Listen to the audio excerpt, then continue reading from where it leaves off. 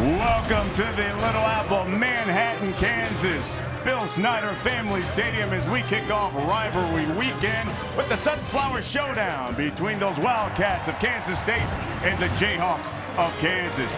Bill Snyder, he's a Hall of Famer. He's a legend here at Kansas State. And with a victory today over his in-state rival, he racks up another major coaching milestone. Hello, everyone. I'm Brian Custer alongside Petros Papadakis. And partner, I'll tell you, Bill Snyder has accomplished just about everything. Already a Hall of Famer. But with a victory today, he becomes just the 26th FBF coach to win 200 career games. Unbelievable career, unbelievable coach. It's pretty easy to argue that there's nobody that's done a better job at any university for a long-term era than Bill Snyder at Kansas State. He's created a structure where players can develop, where assistant coaches can develop, and people can flourish and be great. He's fun to watch, and I love the way he does it in the Big 12. And one thing you come to expect from a Bill Snyder coach team is a quarterback who can run, who's tough, and can make plays. He certainly has that in Jesse Ertz. Oh, Jesse Ertz is all those things. Tough as nails, tough as a chainsaw. In the same vein as a Colin Klein, this guy controls the offense. Ball security is very important. He has got to be able to run the ball, tuck it, and be physical. You have to do that if you're going to run the ball at Kansas State, whether you're a quarterback or a running back. And yes, when he has to, every once in a while, he'll throw the ball down the field with efficiency. I love Jesse Ertz. He fits that mold of the Kansas State quarterback. Now, David Beatty and the Kansas Jayhawks finally got that signature win they've been looking for last weekend with the victory over Texas. And now they're led by a redshirt quarterback, freshman, who's really doing things. Yeah, Carter Stanley, they got him going. They finally got him going earlier in the season, but it took some time to actually get him on to the field, unveil him as the starter. That has been the case ever since last week. Finally, they beat a team in the Big 12, and not just any team, Texas. And Stanley throws the ball with a little bit more pep. He's got some zip on that ball. He's got good players on the perimeter to get it to. He's nifty with his feet. He's injected new life into the Kansas offense. It's the 114th meeting of the Sunflower Showdown. Jayhawks haven't beaten Kansas State since 2008. Bill Snyder's looking for a coaching win number 200. The kick, it's next.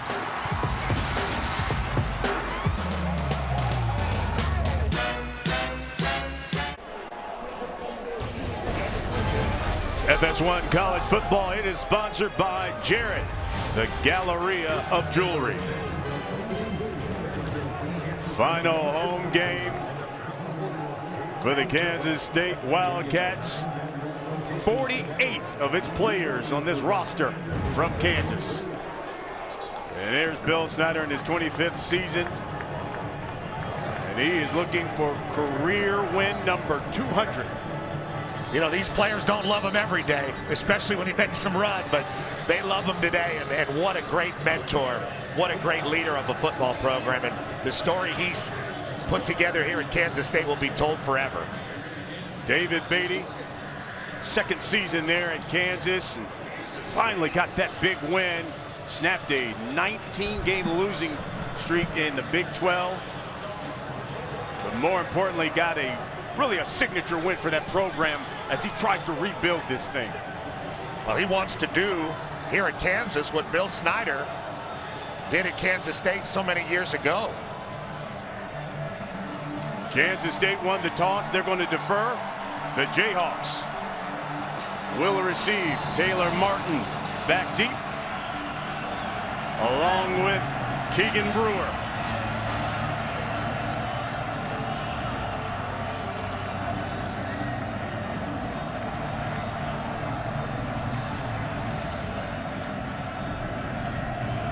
And the junior, Mitch Lockbeeler, will kick things off for the Wildcats.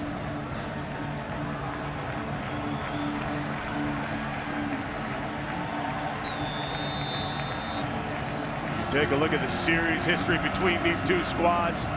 Just one of 6 series that has played continuously for over 100 years, and the 114th showdown between these two has begun.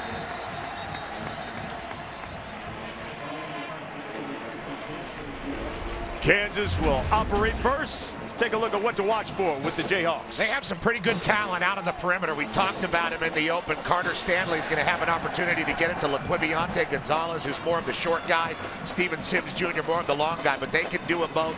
Very talented Big 12 caliber receivers there for the Jayhawks. And defensively for Kansas State, they got the best defense in the Big 12, and Jordan Willis is a big part of that. 13th nationally in sacks, getting after people with long limbs and a very disciplined style on the edge. Keon Kinner in the backfield. He now moves out in motion. Carter Stanley from the gun. And that one's quickly to Shaquem Barbell. We've got a flag already.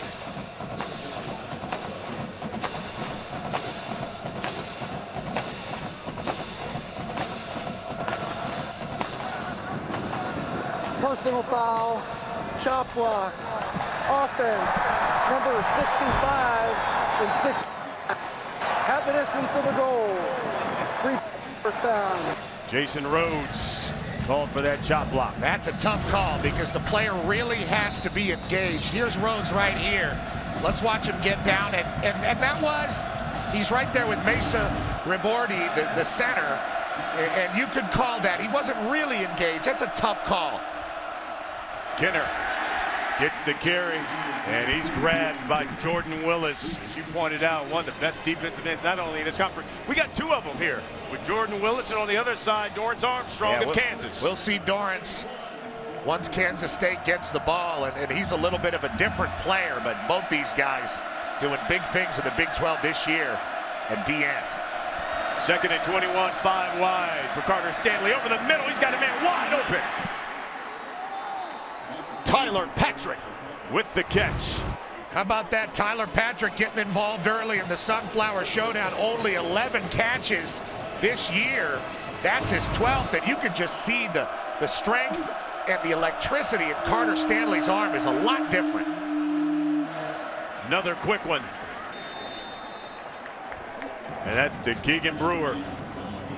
You know, if you're a Kansas fan, you wonder, why hasn't Carter Stanley been playing all year? But it takes a while to bring along a freshman. You see what he's done, making his 3rd straight start. Keon Kinner, offset right. Stanley under pressure. Willis missed. He eludes the rush. Elijah Lee tipped that one. Well, you usually don't get away from a guy like Jordan Willis like that, but I like what I've seen from Carter Stanley early in this game. A great swim move right past DeAndre Banks. He just goes right over Carter Stanley, who almost gets rid of it. 3rd and 5 now for the Jayhawks.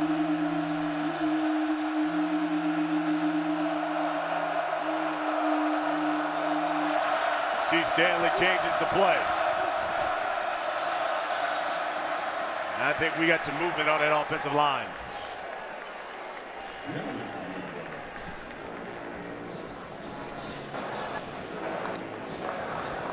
Full start. Offense, number 62. 5-yard penalty. DeAndre Banks. That's the 2nd penalty on the offensive line for Kansas on this drive, despite the fact that they're moving the ball. I didn't like that chop block call early, I got to be honest. But this one, that's for real. 3rd and 10 now. Tyler Patrick in motion. Stanley under pressure, shovel pass. Kinner wide open. 1st down and more inside Wildcat territory. Dante Burnett with the stop. Really good call by David Beatty. They get Elijah Lee to commit to taking out the quarterback, and once they do, Kinner can slip out and get that shovel pass. Kansas already in a rhythm, despite the 2 penalties, moving the ball well here in Manhattan. Stanley. That one's complete. Michael Moore with the stop. Tanner Wood was putting big pressure on Stanley there, and he gets it to the linebacker, underneath the linebackers, excuse me, on the option route. Khalil Herbert has checked in. He's in the backfield alongside Stanley. As he steps up, he's got running room. He's got a first down and more. Puts his shoulder down.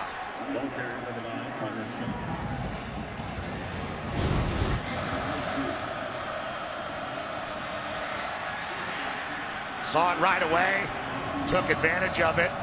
Probably doesn't want to lower his shoulder and lead with the forearm too much like that, but Kansas looking good. Handoff right side, Herbert. And the Jayhawks are on the move.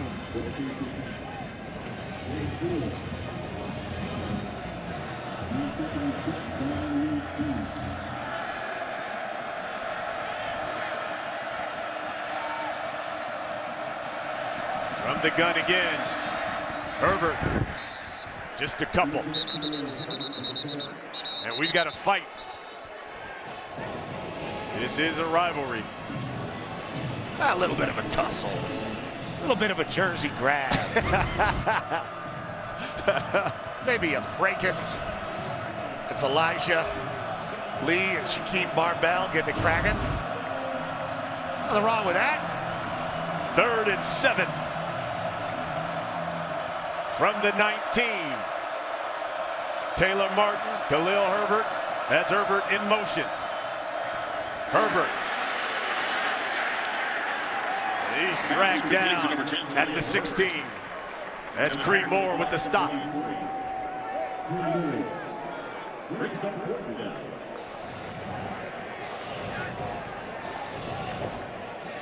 And here comes the field goal attempt from Matthew Wyman, who of course was the special teams player of the week with that big kick in the win in overtime against Texas.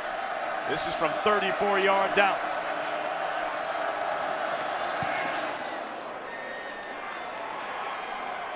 And it's good. And it's the Jayhawks on the board first. So Kansas puts some points on the board on their first possession. When we come back, is Jesse Ertz in the Wildcats time. 3-0 Jayhawks over the Wildcats.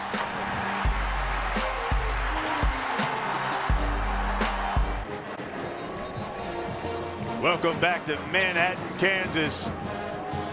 Sunflower Showdown between Kansas State and Kansas. Let's get right to the keys to the game. Well, what can you do if you're Kansas? You got to build off the victory. It's been a heck of a week in Lawrence. People are very excited for Kansas State. Well, it looks like Carter Stanley's got some juice to him. So what do you want to do? You want to pound that rock and do what they always do under Bill Snyder. Run the ball, ball control the clock. It's not pretty, but it works here in Manhattan. Those are the 4 keys to the game.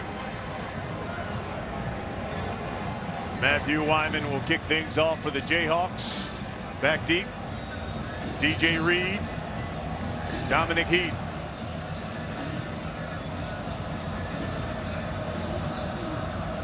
Reed had a 76-yard kick return last weekend against Texas. And it's Reed, and he's got a hole. Upended at the 30-yard line.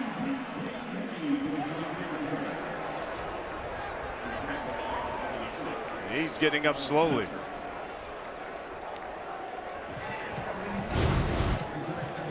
Well, he thought he was really going, and it looked like he had some room, but chopped down like a birch tree. 21-yard return. So here comes Jesse Ertz, top rushing quarterback in the Big 12. Charles Jones fakes to him, and he takes off. First down and more. On the carry for Penn State, number 16. Mike Lee with the stop. What should we watch for here with the Wildcats? Well, they got a tough, young running back in Alex Barnes. Just a redshirt freshman, started going last week. Really big game against Baylor. 19 carries, 129 yards, and he is physical. And Mike Lee, what about the water moccasin? This is not a big guy, but he's been making plays consistently all year. And the big interception to beat Texas in overtime last week. Hurts again, the read option, and that one's complete to Byron Pringle. And he's knocked out of bounds in Jayhawk territory.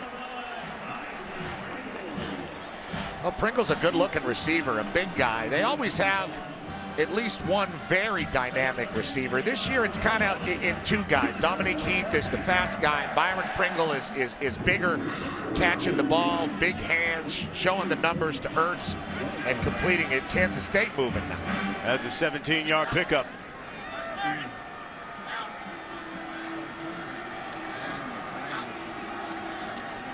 And off Jones, left side. He's dragged down. Courtney Arnick. We talked about he can run. He's the top rushing quarterback in the Big 12, averages 67 yards a game, and he's run for over 100 yards twice already this season. And if you can't run, you can't play here at the quarterback position. And I'm not talking about just being able to move your feet in the pocket. I'm talking about being able to duck your head, hit people, get behind the guard, run gap schemes, zone schemes, like a running back. That's Jones, right side. First down and more. Tripped up by Mike Lee. Watch a fullback here, Winston Dimmel, number 38, lead through, get a nice block. And Alex Barnes, or excuse me, that's Jones, doing a good job getting right off his hip and taking it up there. Winston Dimmel, a good-looking fullback, local kid, his father, offensive coordinator.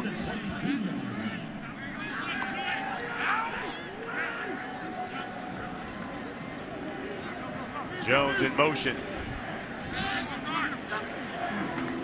Ertz, the draw, he keeps it. To the 10, stiff arm, 5. Knocked out of bounds at the 2.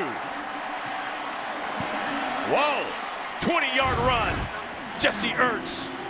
I mean, this is just punking a guy. Fish Smithson, the most experienced defender on Kansas's D, just takes it right in the side of the head from Jesse Ertz. Jesse sized him up, set him up, and knocked him down. What a physical play. That'll ignite a sideline. Alex Barnes checks in as they go with the Wildcat.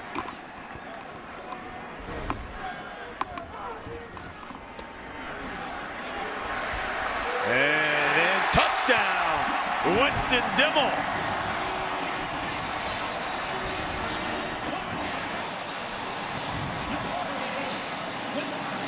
There's your father, you mentioned him. He loves it. Dana Dimmel coaches those running backs, so he coaches his son, the fullback who leads the team in touchdowns. That's his 11th on the year.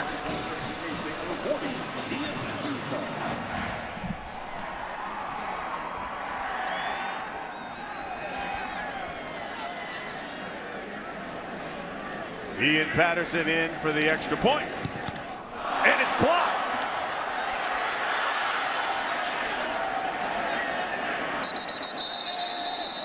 That's one of the calling cards of David Beatty, special teams.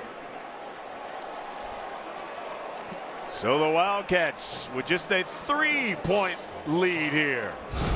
Coach Snyder doesn't like that. All set up by Jesse Ertz in that 20-yard run. Wildcats up 6-3.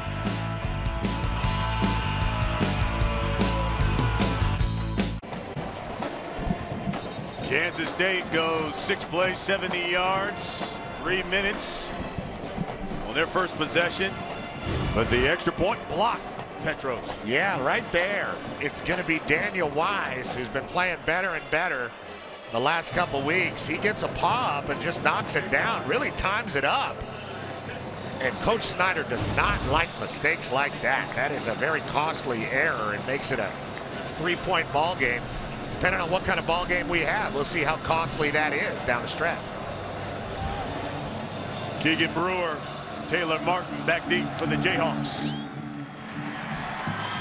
And that one goes on the back of the end zone. The Jayhawks will start from the 25. Let's get you to Los Angeles. There's only one Mike Thrill Hill for a game break. My man, because Louisville may be out of the playoff mix, but Lamar Jackson, let's just go ahead and say, yeah. That Heisman is his in 2 weeks. 20th rushing touchdown of the season to go along with 28 passing TDs. Those 48 scores breaks an ACC single-season record. Cardinals in Kentucky tied at 7. That boy is a player, just like you two, because Spectrums. Oh, my man, Mike Hill. Nobody's ever called me a player before. Oh, please. Stop it.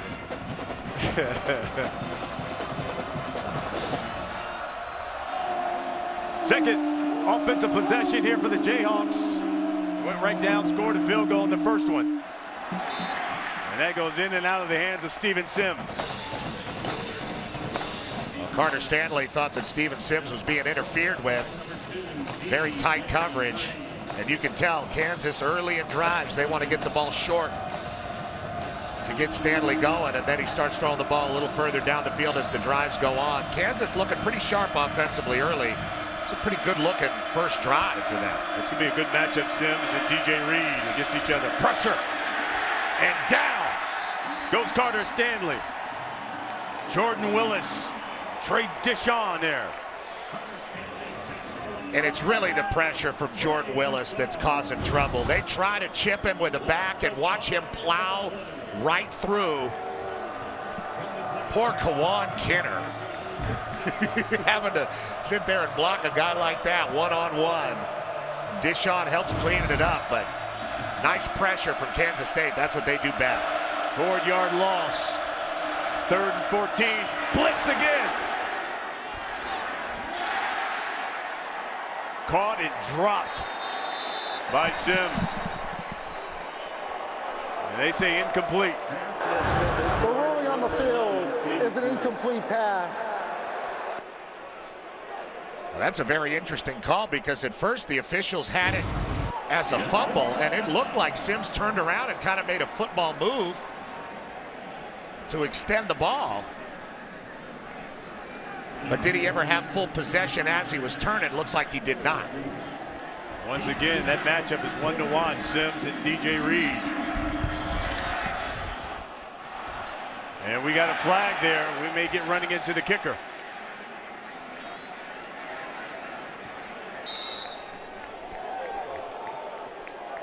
There's a penalty flag in the play.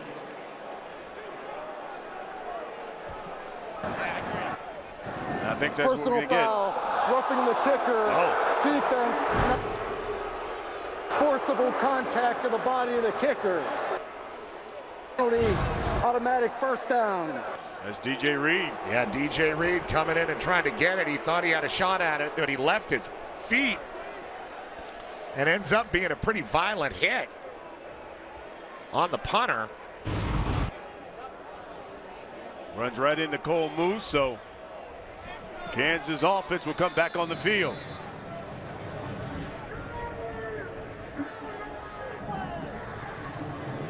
Big break for Kansas. Thought they turned it over there on 3rd down. End up getting a break and punting the ball. And then a roughing the kicker, not a running into the kicker. That wouldn't have gotten to the first down. Kinner spins off one. They can't elude for Michael Moore. That's 2 big special teams errors early for the Wildcats. The block PAT and a roughing the punter. You don't see that call very often.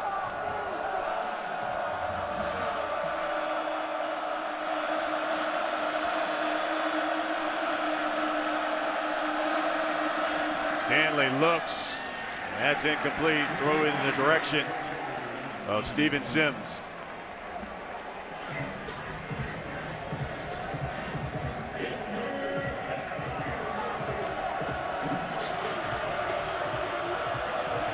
Third down now for the Jayhawks.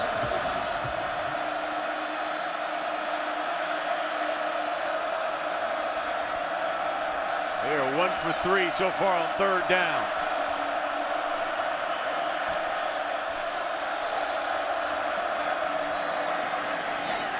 And it looked like that just slipped out of his hand. It did, and he had a sense of urgency about it because he was being blitzed by Elijah Lee on the edge, and Jordan Willis came looping around. Those are the 2 best pass rushers, 2 best defenders, really, that Kansas State has, and I thought Stanley got a little gun shy there, tried to get rid of it too soon, and it slipped. Go Moose, another punt.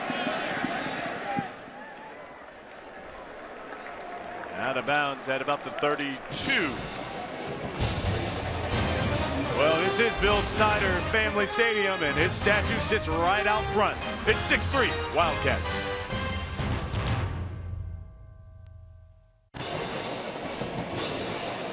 It's the Sunflower Showdown, Kansas State and Kansas. Bill Snyder, well, he's looking for career victory number 200. It all began in '89. Wow, went 1-10. 98, Coach of the Year. 2003, won his first Big 12 championship, and stadium named after him when he retired in 2005, and then he came right back. 2009, 3 years later, won another Big 12 championship. Now one victory away from career victory number 200. I mean, what can you say about what he's done here? He is Kansas State football. Ertz keeps it right side, first down. Number 16, Casey Ertz. And he's following that right side behind Dalton Reisner and Terrell Johnson. That's the power side of that offensive line. Yeah, just a pretty straight speed option look with Alex Barnes as the trailer. There you see Dalton Reisner, great player and captain for this team for Bill Snyder. He moved Reisner from center over to right tackle this year, and he's the only experienced member of this offensive line. They've come a long way this season. Fakes the handoff. That's complete to Pringle. Pringle knocked out of bounds at the 40-yard line of Kansas by Fish Smithson. Starting to see the balance in this Kansas State offense. You have a big, strong guy like Pringle. You can throw the ball on the outside, too. Nice little out route. He's got to go down and get it. And it takes a few Jayhawks to bring him down. I feel bad for Fish Smithson. He's getting a lot of straight arms to the neck so far in this first quarter. 18-yard pickup. Ertz looking, flushed and down. Courtney Arnick. 7-yard loss. Well, here's Arnick right here. You're going to see him kind of delay on the blitz. This is what we call a green dog. He sees that Alex Barnes isn't going to block him. Waits till Barnes looks away and then comes in. Nice play taking advantage of the freshman, Courtney Arnick. And this Kansas defense has improved exponentially this year. It's a big point of celebration for them. How about this? Play handoff there to Barnes. We got a flag on the play.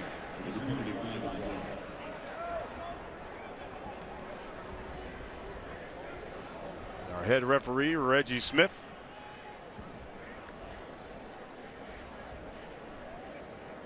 Will give us the details.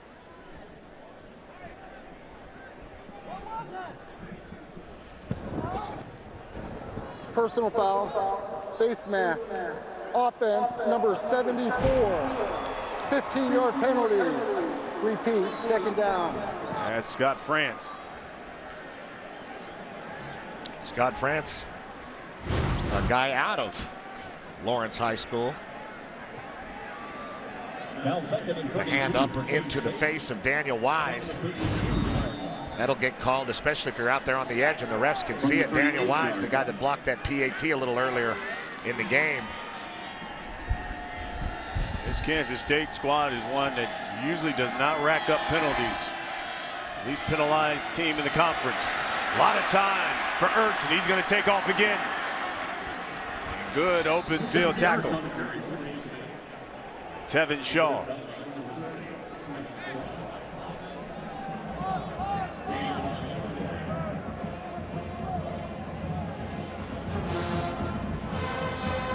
Big opportunity for the Jayhawks to get themselves off the field.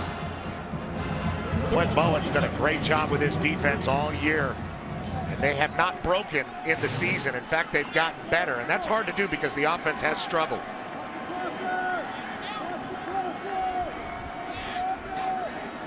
Ertz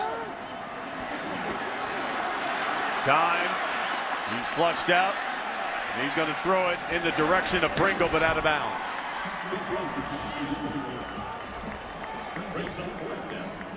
Nice call by Coach Clint Bowen. They didn't bring any pressure. A lot of time for Jesse Ertz. There's Coach Bowen right there.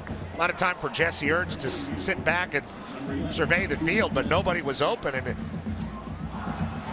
really had to cut his losses there.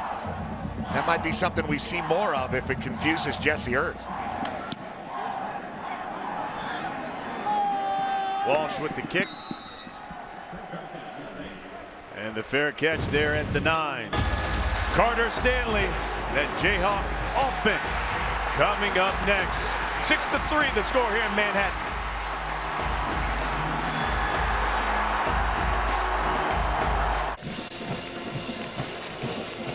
Well, those Kansas Jayhawks snapped their 19-game Big 12 losing streak last week when they got this victory in Lawrenceville at home. And how about the big turnovers? They forced 6 of them. It was Matt Wyman with this field goal in overtime. They gave the Jayhawks a 24-21 victory in OT. First time they had beaten Texas since 1938. Goalpost didn't stand a chance. It's one thing to break a losing streak. It's another thing to beat Texas to do it. 1st and 10. That's a quick one to Sims. And he and Reed have a few words after that tackle. That was a bit of a ravishing Rick Rude wrestling move there from DJ Reed. They are trying to throw the ball short on 1st down. That's happened every drive so far for Coach Beatty's offense. The draw, Martin, 1st down and more. We got a flag. I think they pulled on that face mask and they tried to bring him down. Personal foul, face mask, defense number 92. 15-yard penalty added to the end of the run. 1st down. Taylor Martin, he ran right through Syward's face mask, right? This is a tough runner, too. We talked a little bit about Alex Barnes and what a tough runner he is. I like Taylor Martin, too, doing that. He runs right through and spins out of the face mask and gets enough for a 1st down. I like Taylor Martin playing tailback for the Jayhawks. That one's complete. Sims. You can see why he's their leading receiver. And they may be setting something up down the field a little bit later in the game. They're throwing it to Sims on the short side as much as they can because he's got a bit of a cushion here. You can see it. And that one batted away.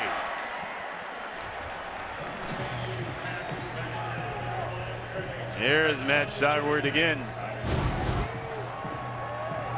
Syward reads it pretty well and times it up to bat, and otherwise Sims would have had another easy 3 or 4 yards with that free access on the edge. Jayhawks facing another 3rd down. They've converted just one of them, 1 for 4. That one's complete.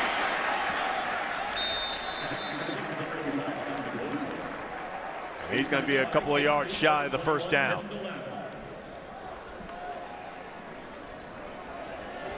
Well, the corner blitz came. Kansas did a good job of picking it up, had to throw it short. Kansas State's defense is all about containment and discipline on every level, and it's pretty fun to watch them do it. You got to really earn your yards against them. Moose with the punt.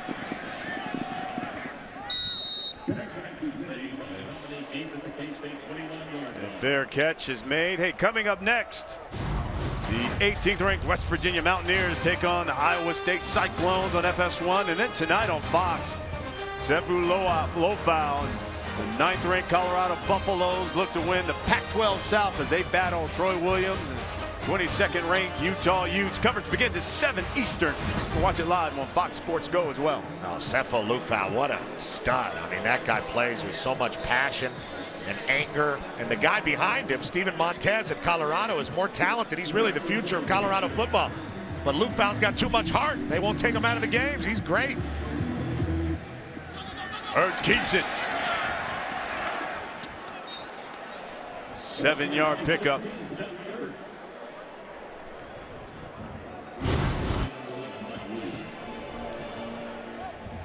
Ertz doing a good job of making the fake, surveying the field, trying to make a bit of a stop move, but when you stop your feet and start going backwards, this is an aggressive Kansas defense. And you just saw the water moccasin himself, Mike Lee, make a good hit on the quarterback.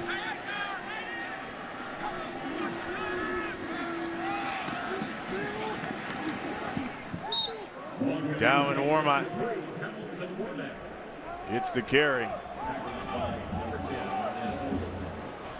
He's about a yard shy of a first down. There he is, Mike Lee, freshman out of New Orleans, Louisiana. He has had a great year for Kansas on defense. Really one of the bright spots when things were rough early, and made the pick to seal the deal against Texas last week.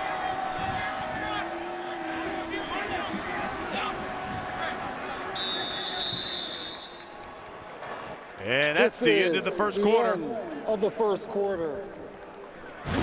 We got a competitive one here in the Little Apple. The Sunflower Showdown.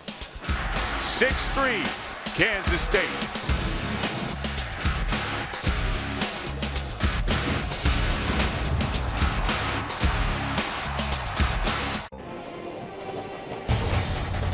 FS1 College Football is sponsored by Jared, the Galleria of Jewelry. We're in the Little Apple, Manhattan. Start of the second quarter, 6-3, Wildcats. Jesse Ertz. K-State looking at a 3rd and 1. Hand off to Alex Barnes, and he gets the first down. And this is a young man who's really started to come on here, especially over the past couple of weeks for K-State. Well, coming into last week, you only had 1 touchdown on the season. Coming into last week, only 27 carries on the season, but 129 and 4 touchdowns against Baylor. And now he's really being utilized. Didn't start the game. That was Charles Jones, a senior. Obvious reasons, being a senior and the Sunflower Showdown and all. But Alex Barnes is the future at running back for the Wildcats. Ertz, the fake, he keeps it. Right side, breaks the tackle. Midfield, 40. And finally dragged down by Brandon Stewart. And the interesting thing about him, you don't think he's running fast, but he's just so deceptive. Well, there's patience. I mean, look, he's setting up the block there with his fullback Dimmel, and then he takes it back across the field and really surveys the tacklers, switching the ball, using his arms, really physically involved in every time he runs the ball. You can't just have a mobile quarterback here at Kansas State. You have to be a runner with the football, and Jesse Ertz just proved that. You can see he has Kansas 89. State calls their first time out of the half. K-State on the move again. They're up 3.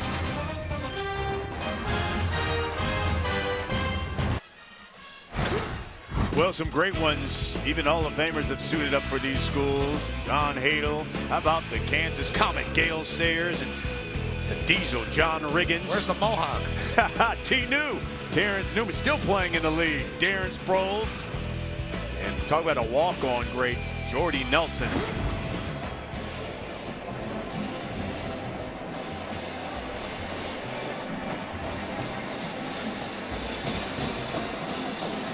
You take a look here.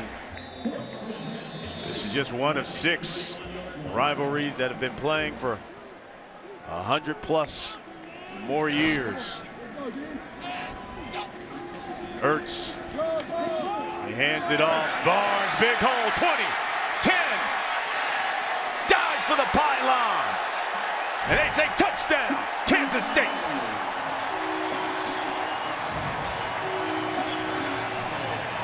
"31-yard TD run by Alex Barnes.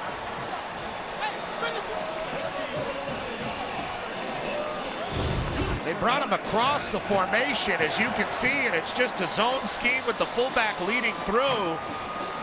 Winston Dimmel cleans it up for him, and it's pretty much open field until he runs into Mike Lee at the end there. And makes that beautiful dive, crushes the pylon, which may need to be replaced. Great run, but really too easy. And Patterson knocks that one through. K-State goes 5 plays, 79 yards, capped off by Alex Barnes' 31-yard TD run. K-State up 10. Poor pylon.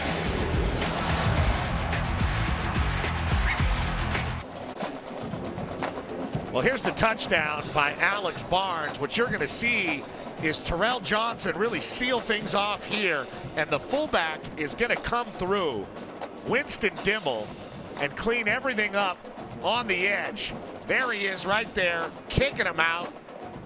Nobody wants a piece of Barnes, and he takes it all the way to the house with the leap to the end zone, electrifying the crowd here at the Bill, which is what they call it, Bill Snyder Family Stadium. They like to feel the bill here.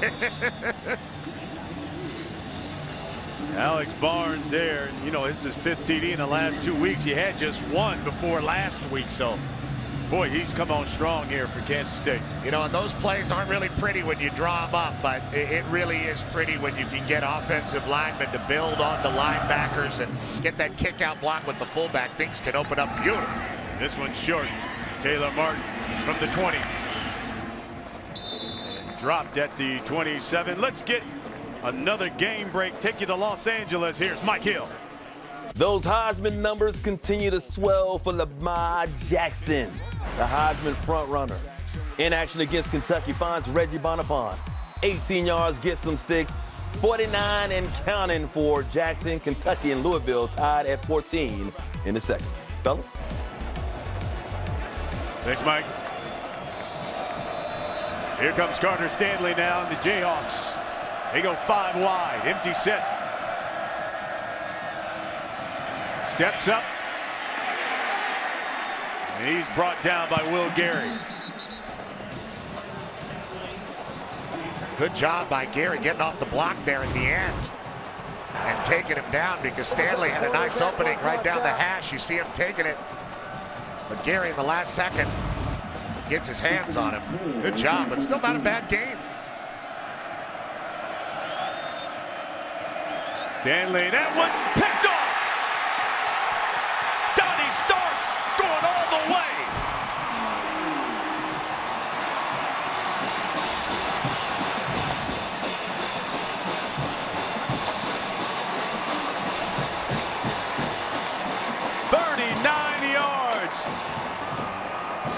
Donnie Starks, who had 2 interceptions last week against Baylor. Carter Stanley just letting it go before he knew what was happening over there on the right side. They've been showing it to throw short all game long so far in the first half, either to Sims or Laquiviante Gonzalez that time.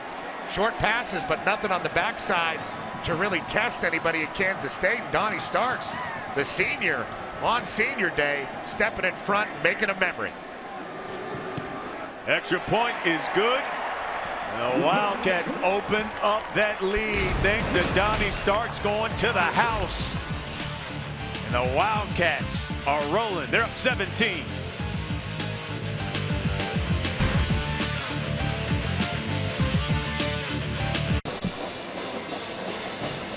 Welcome back to Manhattan. Donnie Starks, his first career pick 6, his 3rd pick in the last couple of weeks. And this is how they do it, man. They get it done defensively here, Petros. Well, when you control the ball offensively, you try to limit the opportunities of the other offense, and then you try to take advantage of their desperation by forcing turnovers. That one led to a touchdown. Great job by the Cats. Taylor Martin dropped it, picks it up. He's dropped at the 15.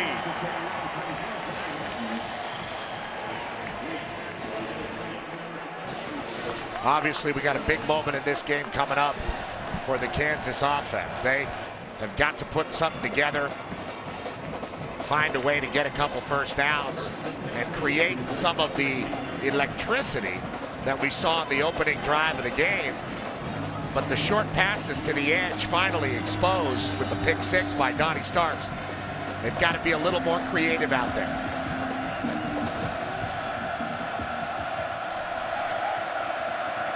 Khalil Herbert gets it, and he is blown up. Craig settles. Craig Settles, one of those JC transfers that's found a home here at Kansas State, has earned playing time in each of the last 3 games. Good job by Herbert not to give that ball up.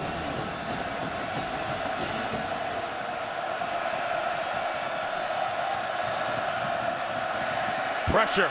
Stanley flushed, throws, got a man open, big hit though. Ooh. Tyler Patrick.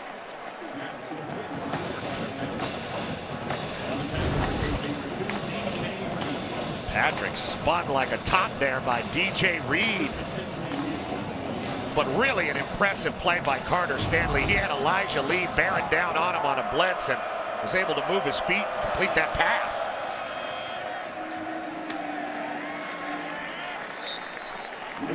Hand off to Herbert. Elijah Lee with the stop.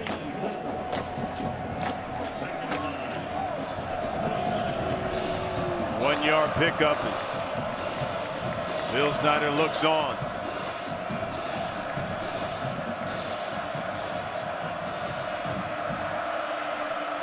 Trips at the top of your screen. Stanley. That was batted and picked off. Elijah Lee. 2 straight turnovers for the Jayhawks. And that was a pass that should not have been forced in there. I know it was a tip. He had Khalil Herbert for the short bubble to the running back, and that's really what he should have done. Instead, he tries to force it in there into traffic, and that ball popped way up. And he locked in on that receiver right after the snap. Yeah, and another short pass trying to get it to Steven Sims Jr. But at least look him off by looking at the tailback or just get it to the tailback. It was Craig Settles Jr. who made the tip. That's 2 big plays on that drive for him. There's Coach Beatty talking to his young quarterback.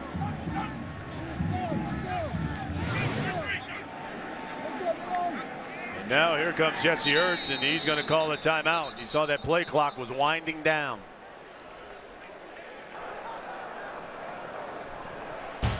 We'll step aside as well. K-State up 17. Sunflower Showdown.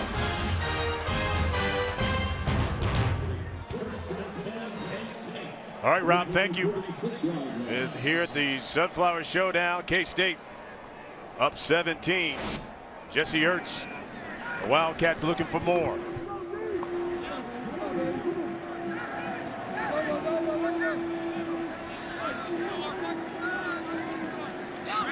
Ertz is going to change the play.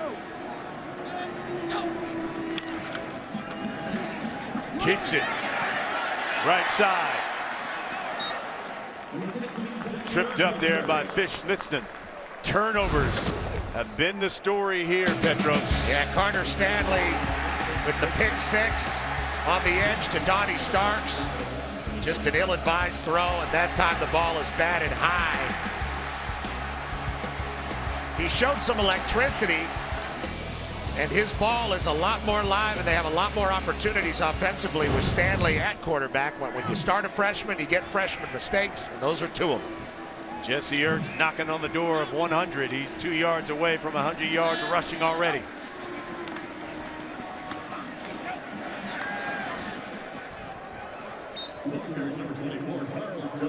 That's Charles Jones.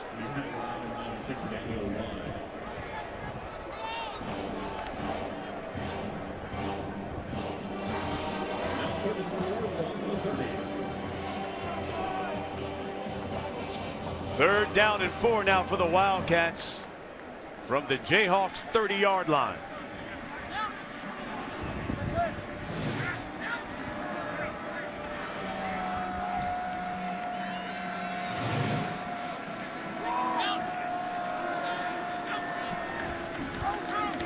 Jones, he's going to keep it. Trying to get to that left edge. He's got the first down. And it's really that little step that these Kansas State quarterbacks, Jesse Ertz in this case, they make this little step. This time it's to the left, and it kind of freezes everybody in their gaps. And you don't know if he's going to throw it. You don't know if he's going to run it. It looks a little awkward when you're first watching this Kansas State offense, but you realize what they're doing with that step from the quarterback. And it's not like they're running a very sophisticated West Coast passing game. He's not surveying down the field. He's really setting up gaps up front. Gives that one to Jones. But it's tough sledding there. Not much there for Jones. Picks up a couple. Really tough Jayhawk defensive front. Daniel Wise has been playing very well. Isi Halani is out for this game, so we've seen Kellen Ash, number 97, a little bit more on the inside. Isaac Davis. These guys have come up all year. We talked a little bit earlier about Dorrance Armstrong Jr. at the defensive end spot. He wears the number 2. They've been very good this year, the Kansas defense. Ertz changing the play again. He's looking right. Good catch. Reaches back over his body is Pringle.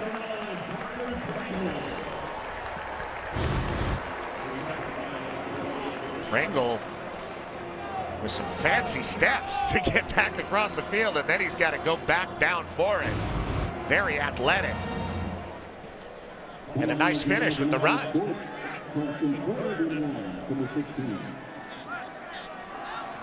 Third and 1. Ertz from the pistol.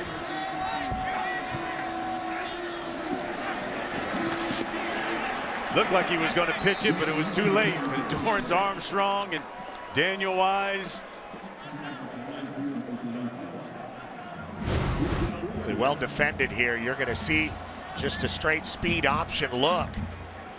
But he paused a little bit too long in the contact zone there, and that allowed the pursuit, especially Armstrong and Wise, to catch up with him. Nice forced field goal by the Jayhawks. They needed that after the turnover. Here comes Ian Patterson. This will be from 36 yards out.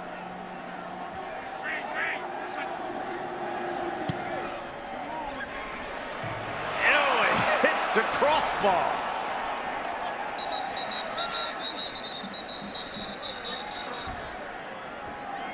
You said it.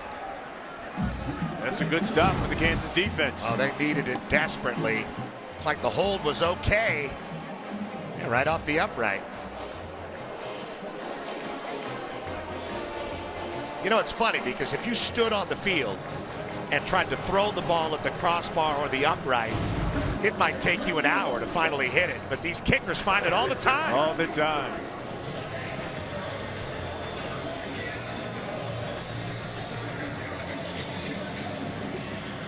So a couple of special team mishaps for K-State. They've got a missed field goal. They've had a extra point blocked. Now here comes the freshman after 2 straight turnovers. That's the Laquiviante Gonzalez. Man, these short passes on first down are getting pretty dangerous for Kansas. They've already had a pick 6. They're going to have to stretch the field just a little bit more. I know there's a big pass rush coming on Stanley. Laquiviante Gonzalez is a very good underneath receiver, and he can create after catching the ball. Isaiah Lee comes flying in there.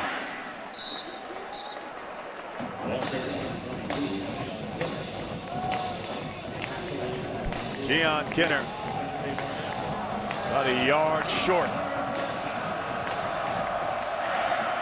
Kenner again. That'll move the chains. No, it's been tough for Kansas this year, Ryan, because Carter Stanley, Montel Cozart, Ryan Willis, I mean, these are all guys that have played quarterback. Started out with Cozart, then Willis, back to Cozart, now Carter Stanley. But still, with all the quarterback turnover, they can run a little bit of pace offensively, and you saw him do it right there to get the first down. That one batted away, knocked away as well.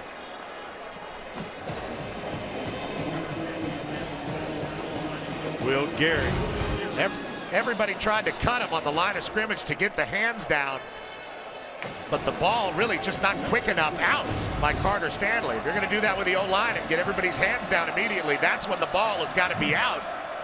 Geary did a good job of seeing it, timing it up.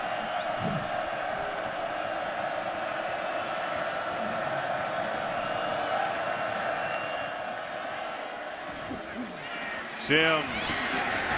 DJ Reed not having it.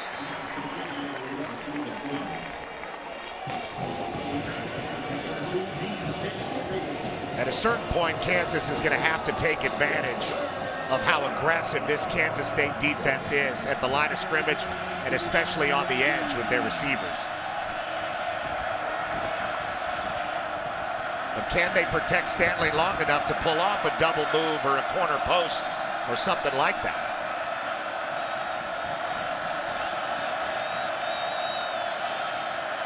Play clock now at 5. Stanley under pressure, and he's sacked again. Jordan Willis is back there as well. Maybe that's why they keep throwing it short. Every time they try to drop it back and let things develop down the field, they are having a very difficult time protecting. That's Tanner Wood making the play on Stanley. Cole moves the punt, and this is Heath. Heath got an opening in Jayhawk territory as he steps out of bounds at about the 49-yard line. Hey, this week, start your tomorrow with Fox NFL Kickoff and America's #1 pregame show. Then it's Carson Palmer, the Cardinals. They collide with Matt Ryan and those Falcons for other regional action. The coverage begins tomorrow at 11 Eastern on Fox. Hey, Santa's in the house. Too early. Santa. I know it's after Thanksgiving, but it's too early. I heard Christmas music on the way here. Ugh. Santa. I guess I should be more excited about Christmas. You should be. Yeah, I guess. Come on. See here, look at Ertz. He has more yards than Kansas. Barnes to carry. Breaks a couple of tackles, keeps the legs turning, and rolls for a couple more yards.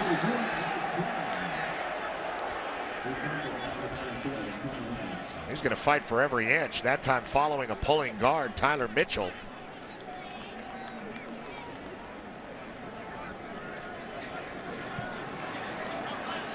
And I love Dalton Reisner. We were talking with him yesterday. He said, that's why I love that kid. He said, even if he runs up my back. Well, that's part of the problem of having a really physical, reckless back is he can hurt your own guys. He can get into the back of those O-linemen. I was accused of that a little bit in my day. I'm sure. Yeah. Split backs, and it's Barnes again. Right side, he's got a hole, and he's off to the races. Knocked out of bounds at the 25. And what a hit by Mike Lee. Yeah, and you can see what a shot of Alex Barnes. Feeling the effects of that violent hit. Offense, number 38. 10-yard penalty. Repeat, second down. Not often called penalty against the fullback, Winston Dimmel. Here's the hit. Just listen to Mike Lee. He will make you pay down the field. You have got to be aware of where that guy is. That is a head banger there. Wow, and that is not a big player either. Mike Lee, 5'11", listed at 176 pounds, and he just took out a 220-pound back on the sideline. I don't know if Bill Snyder doesn't like the hit or the holding penalty.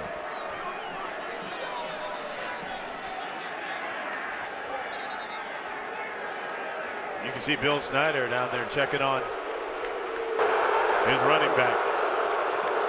Officials timeout for an injured player on the sidelines.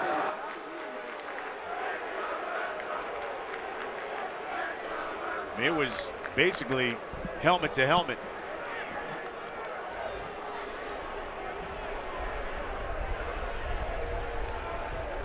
He really did just explode into the body. Barnes. Here it is again. Look at Lee and watch him close. And he does. It ends up being helmet to helmet, but you know, it was Barnes that ducked down to hit him. You know, Barnes is the one that's ducking down the shoulder to try to take him out. I like the fact that it wasn't called. I also like that Alex Barnes is up now. He's a redshirt freshman out of Pittsburgh, Kansas.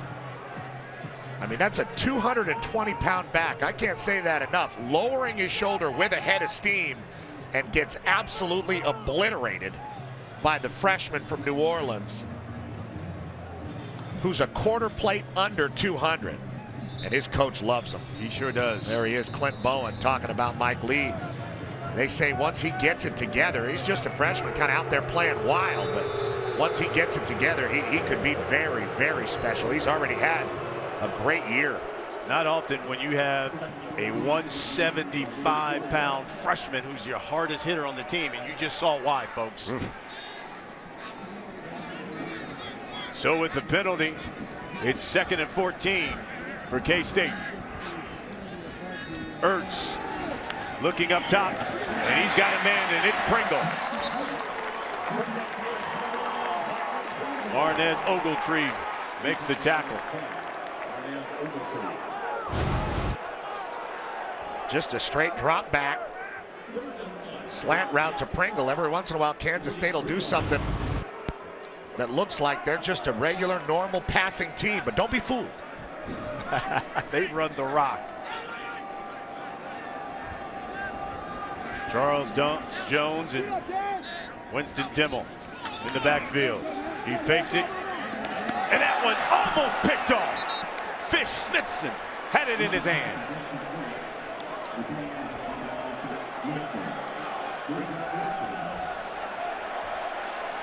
What do you do here? Well, Kansas is going to hope that they punt it. And they are. Looked like Fish tried to catch that with one hand instead of getting both up there. I don't think he expected to have such a great shot at the interception, but that ball should have been picked. Still forcing the 4th down. And I think they could lean forward and get it. But ever conservative Kansas State looks like they're going to punt here. Yeah, Nick Walsh. Kansas calls their first timeout of the half. 30 seconds. Correction, 60-second timeout.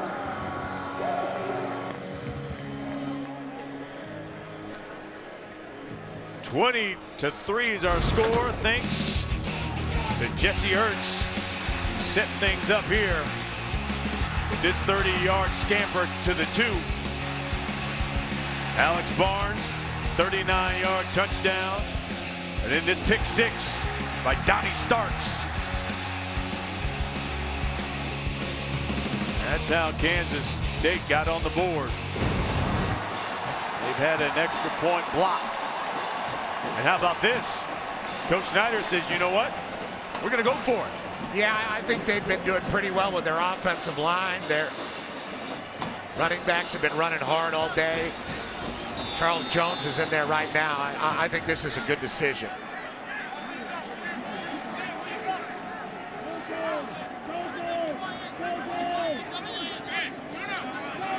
Winston Dimmel joins him in the backfield. And it's Ertz. He keeps it. Ooh, I don't know if he got that.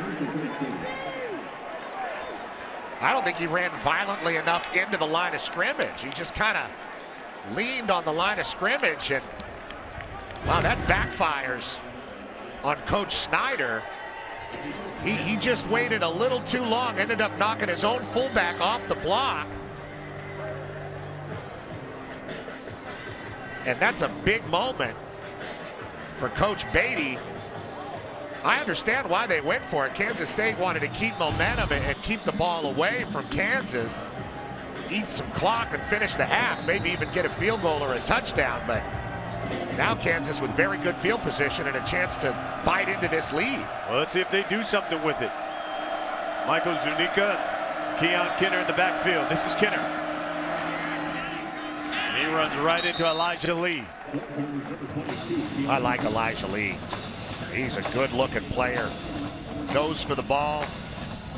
Big 12 Player of the Week after a 14-tackle performance against West Virginia. Very high motor. He's a guy that can play with his hand on the ground, too. He was a high school defensive end. Kenner again. And once again, he runs into Elijah Lee. That's Elijah Lee's play to scrape over the top. If a running back comes clean in that area, and he makes sure the play stops right there. Good tackle.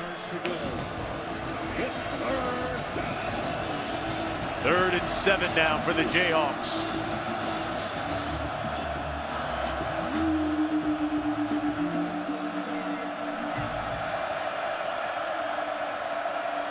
Steven Sims at the bottom of your screen. He's looking up top, and that one batted away. C.J. Reese, the sophomore out of San Antonio. Reese plays on a lot of 3rd downs. They're doing an excellent job of getting their hands up and timing up Carter Stanley's throws. That's a handful of bat downs. Cole Moose. That one's into the end zone. Hey, coming up, the State Farm halftime show. Rob Stone, Dave Wanstadt, Matt Liner, Robert Smith and the boys. You don't want to miss it.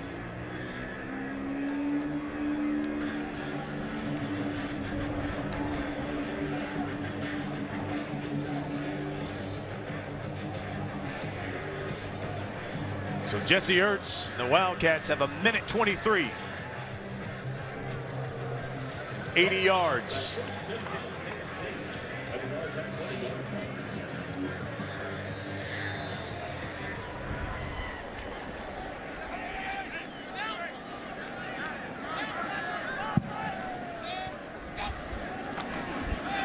Ertz keeps it. I think he lost a yard there. Slow getting up there for Jesse Ertz. That's interesting. Kansas calls their 2nd timeout of the half. It'll be a 30-second timeout. Will the clock operator please reset the clock to 1 minute 15 seconds? 1:15. Thank you. I've never even been to Ohio. As you take a look at these conference contenders here, it's a huge game for the Buckeyes, especially with that Penn State. They need Penn State to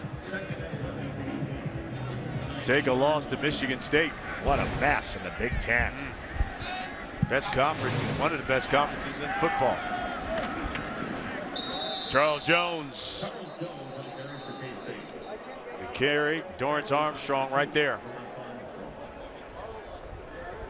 Kansas calls their final timeout of the half. Kansas wants another opportunity with the ball here, with Kansas State going conservative and unable to really generate much on 1st and 2nd down. Here's a 3rd and long now. Will Bill Snyder and his offensive coordinator Dana Dimmel opt to have Jesse Ertz drop back and try to get the ball to Heath or Byron Pringle out on the edge? Or will they remain conservative and punt it away and play defense? Kind of an interesting chess match here down the stretch of the first half between the two coaching staffs. It's Coach Dimmel.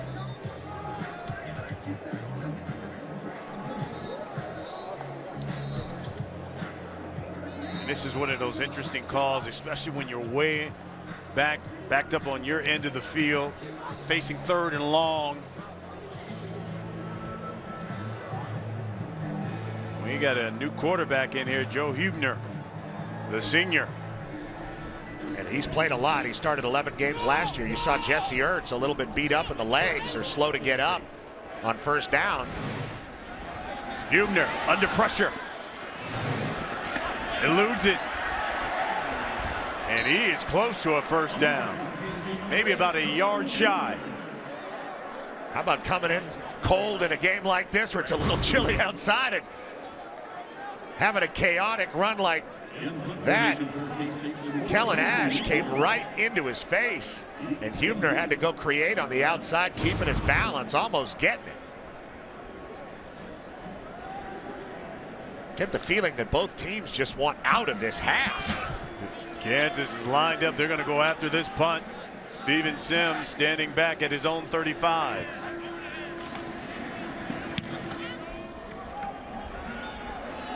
He calls for the fair catch.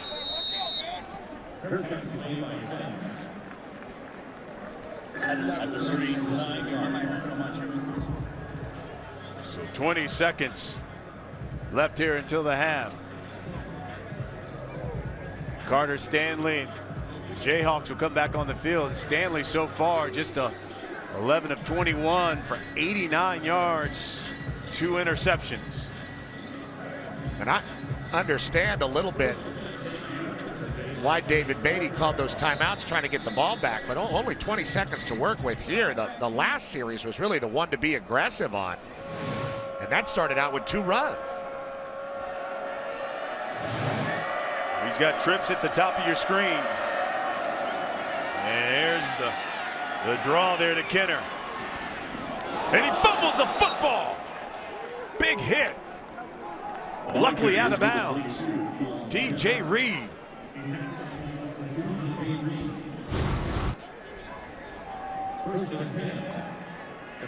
Juan Kenner, the senior, getting it out to the edge, but the ball is in the wrong arm. Reed knocks it loose. He's a big hitter out there. Stanley flushed.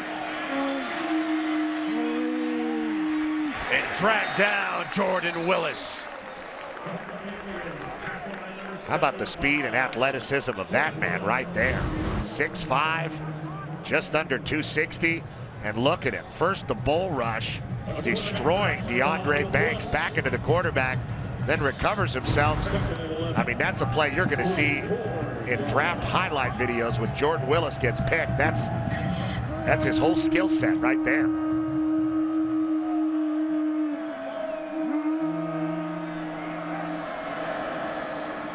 Stanley, this will be the last play of the half, and he's going to throw it up.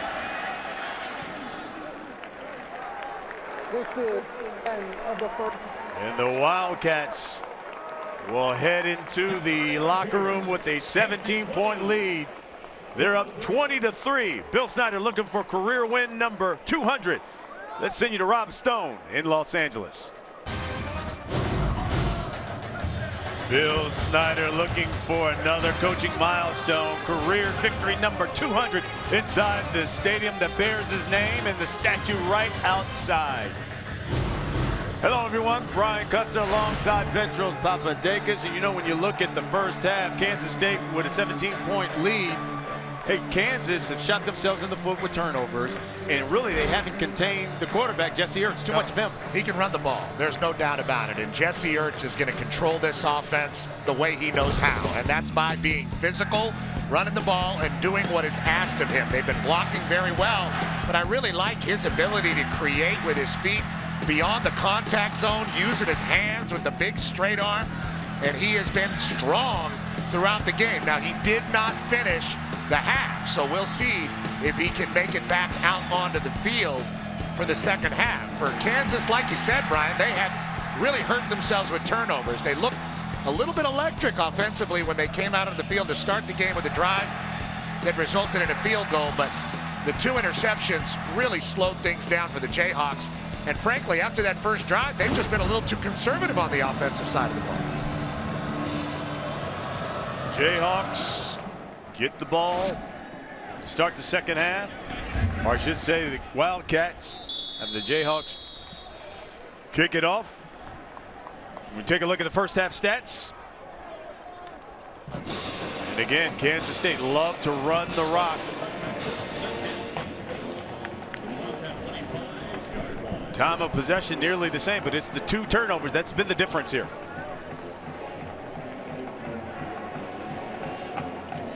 So Jesse Ertz is back.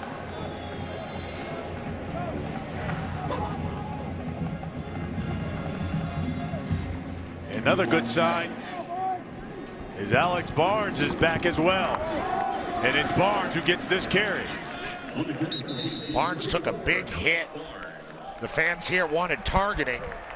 I didn't see targeting on the play, but Barnes got hit violently by Mike Lee in the second quarter. Good to see him back on the field. Daniel Wise getting up a little slow there, and he was a good performer for the Jayhawks in the first half. And Joe Huebner is back in at quarterback for the Wildcats.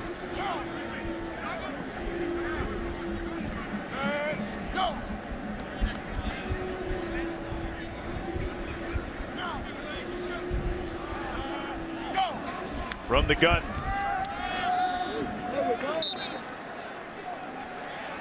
And that, I will say, is low. I'm not sure where that one was going.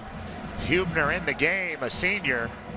Ertz started the series, so I'm assuming he's healthy.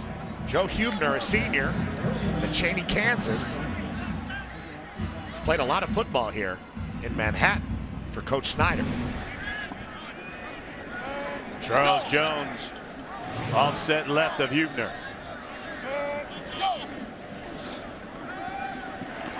He sets up the screen to Jones to the 30. First down. And more. Nearly midfield. For Brandon Stewart brings him down. Really nice screen set up here. Look at Tyler Mitchell leading through. Reed Nivar, the center, coming through. And Huebner limping off the field as well after that shot he took from Dorrance Armstrong.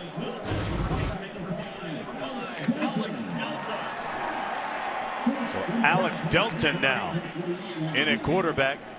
As Ertz and Huebner on the sideline. And Barnes gets the carry. So it's a 3-quarterback series for Kansas State.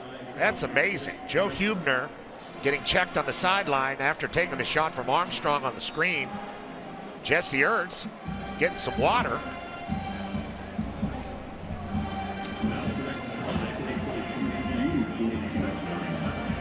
And here's Alex Delton, a redshirt freshman. They like him in run packages.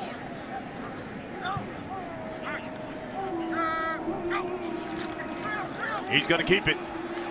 Trying to get to that edge on the right side.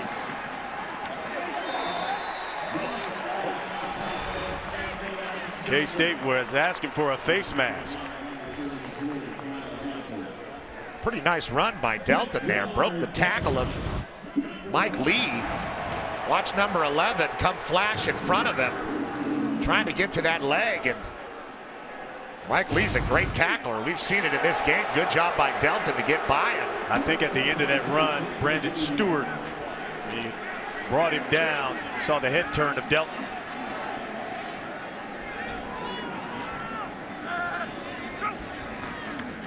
He's going to keep it again. He is met right there by Mike Lee. Sure tackle that time by Mike Lee. And you're going to see it right there in the hole.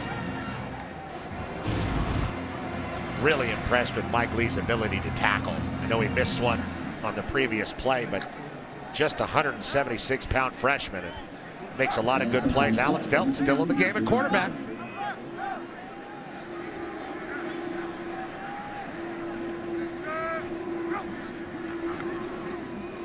He's going to keep it again. Cuts back. He's close to a first down. Keith Lochner there for the stop. 5-yard pickup. You can see Ertz limping.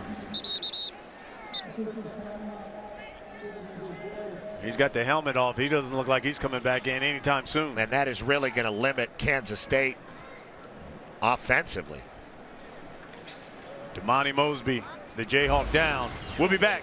K-State up 20-3. He's up. 33.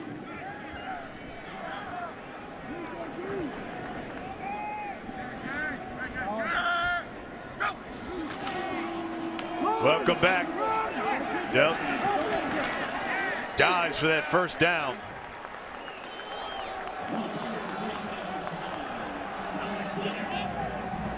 He's short.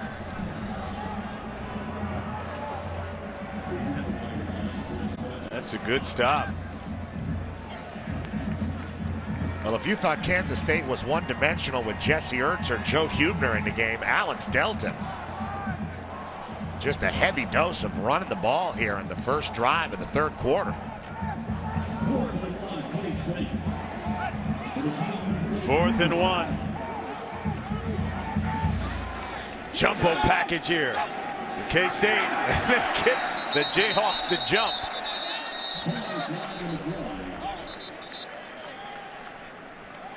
That just goes to show you the discipline and the structure of this Kansas State team. A third-string quarterback with his cadence, drawing somebody off on a 4th and short.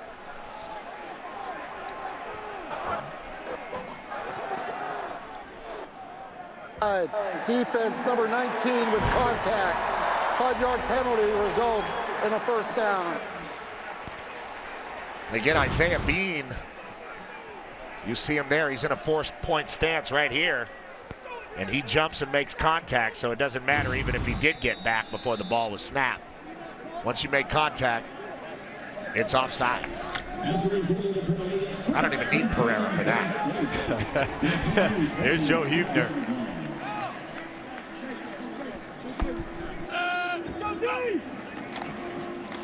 Delton reading it, finds the hole, tried to cut back.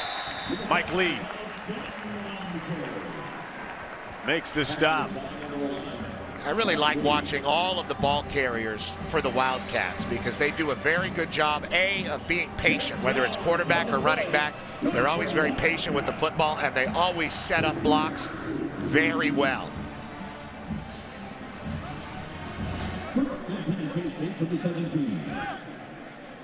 First and 10 from the 17.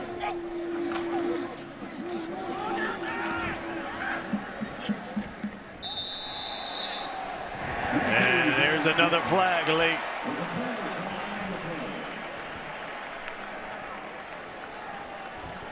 You see Isaiah Bean with his hands up, and boy, the Jayhawks really killing themselves here on this drive, especially with the penalties. Well, that's what Kansas State tries to force you into. Their discipline and their structure kind of lends itself to you getting frustrated and making mistakes on the other side of the ball. And that's happened all day for Coach Beatty's team.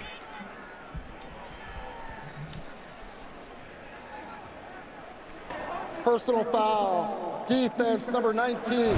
Late hit with targeting. Oh, wow. This play is under further review. That's Isaiah Bean again. You're going to see him there just kind of coming in at the end of the play on Delton. Did he lead with his head? He kind of led with his shoulder. I understand the personal foul there. I don't know if they might take the targeting off because he didn't lead with a head. He led with a shoulder.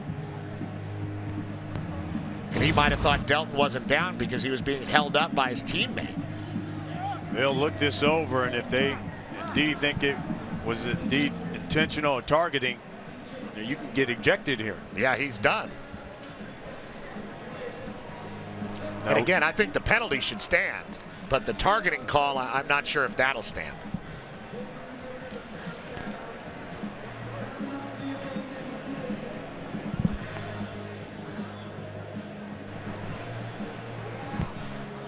Now, the good thing for Kansas is this is their last game of the season.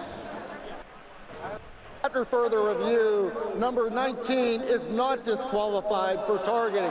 However, personal foul for the late hit by number 19 will be enforced since the goal automatic first down.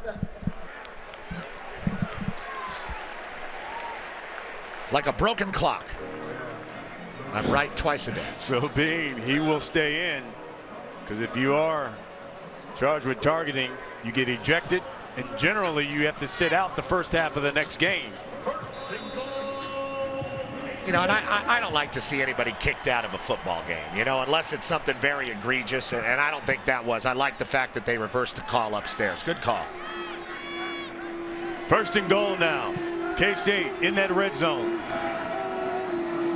Dimmel, touchdown maker, Winston Dimmel. 7 yards out.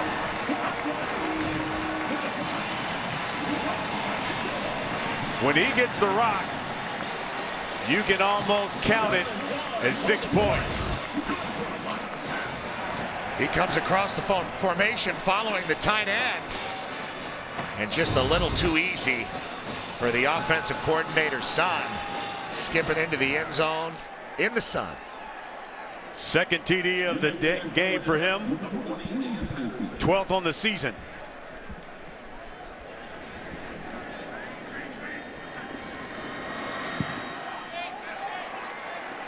Extra point is good. Wildcats go 11 plays, 75 yards. Took them 5 minutes. They're up 27-3.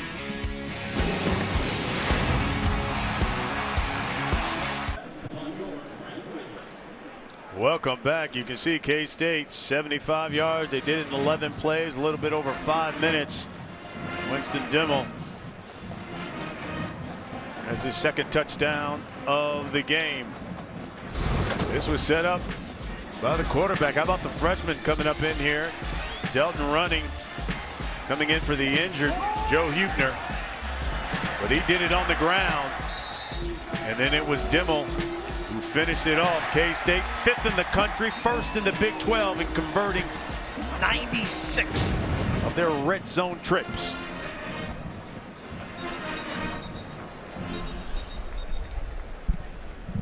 I mean, only about 20-something carries on the year for Winston Dimmel, but 12 touchdowns. It's a pretty good ratio. Isn't that something?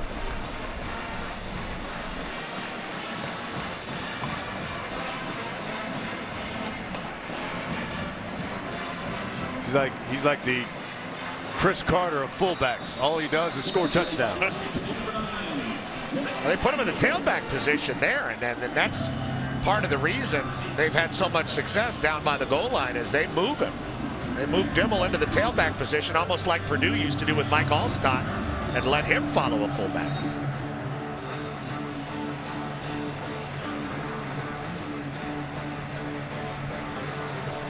Keon Kinner, Keegan Brewer back deep for the Jayhawks. As the ball continues to fall off, they have to get somebody to hold that thing.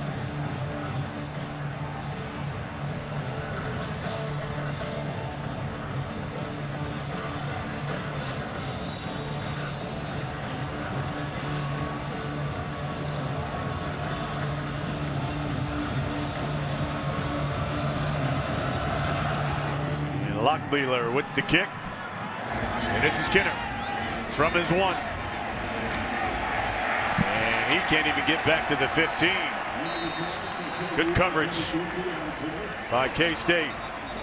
The 114th meeting of this rivalry. Some of the greats who played in it. K-State up 27-3.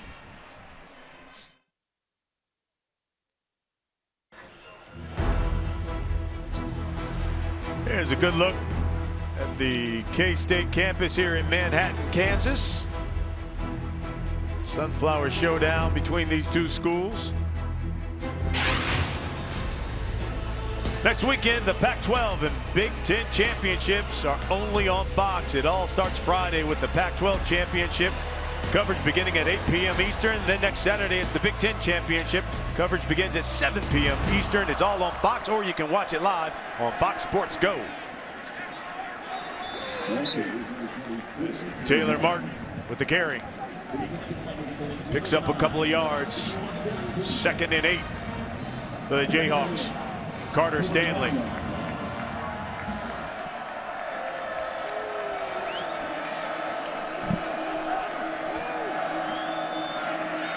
Flares this one out.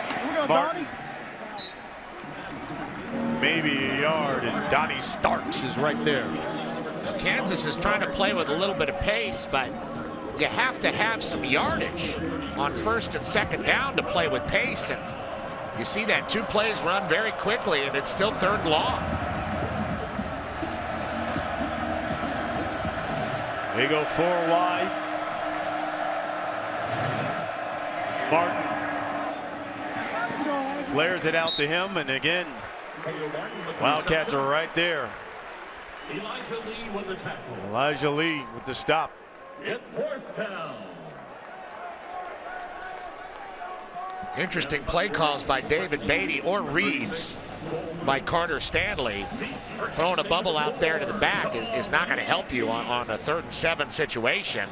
And just like that, without helping their defense at all, Kansas is off the field. And this is Pringle. He's out at about the 40-yard line. 18-yard return. K-State up 27-3.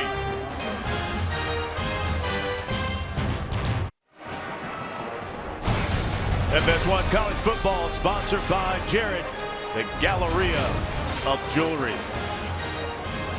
Sunflower Showdown, all Kansas State. So we take a look at the Big 12 standing. It is sponsored by Sonic, an official sponsor of the Big 12 Conference. See Oklahoma and Okie State. Ooh, that's a big, the Bedlam Showdown. That one's coming up. Then you got West Virginia and Kansas State. And speaking of Baker Mayfield, that's one of those guys you say, hey, look, you talk about Heisman. Why not Baker Mayfield? Well, slow start to the year kind of gets everybody to forget about you, but man, has he been good lately. So athletic and accurate. Dope. Left side. Gets to the edge. And he's in Jayhawk territory. Mike Lee pushes him out of bounds. Alex Delton still in the game at quarterback. We started with Jesse Ertz, who's been the dual threat workhorse all year for Kansas State. Then Joe Huebner, who kind of limped to the sideline. And now it's the redshirt freshman out of Hayes, Kansas. Hayes High. Alex Delton. Heavy dose of run. And there's Ertz with the headset on, sitting down.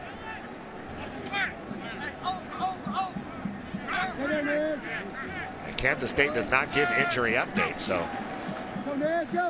Delton down the line. Well, that's Keith Lonecker there. Makes the stop.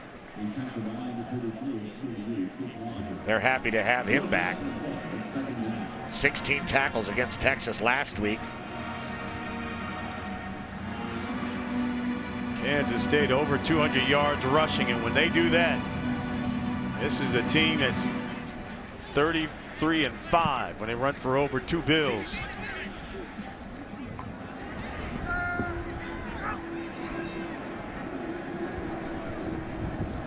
James Silman checked in the backfield alongside Delton. Play clock winding down, gets it off and takes off. Courtney Arnick with the stop, pickup of 1.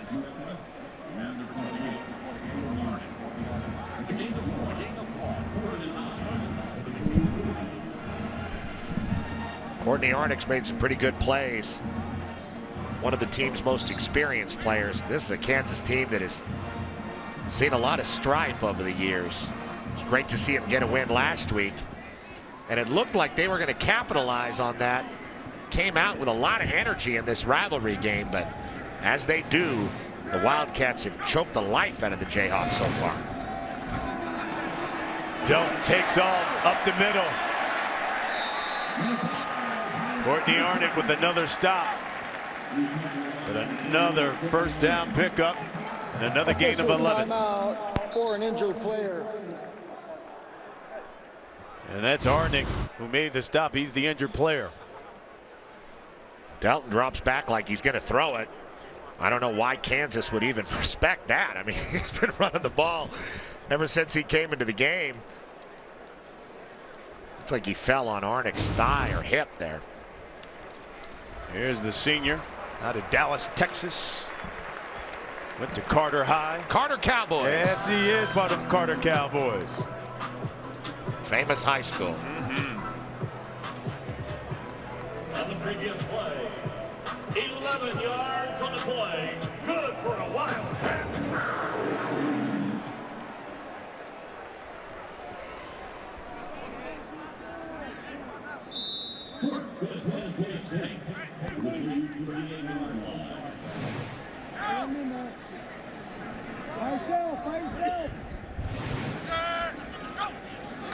Delt fumbled the football, got it back.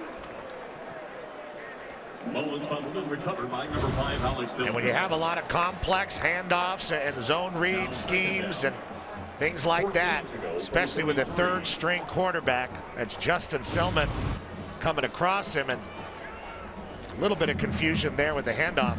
Lucky for Delton to get back on it. Ball's 5 yards.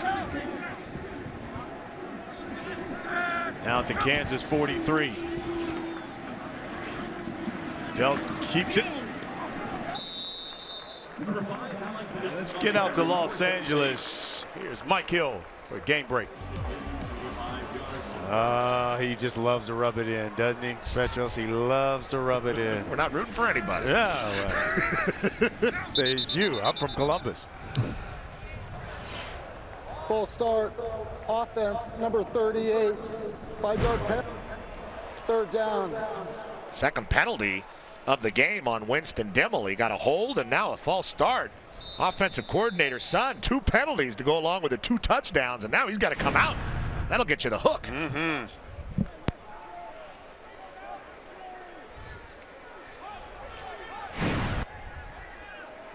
Now 3rd and 12 from the 4.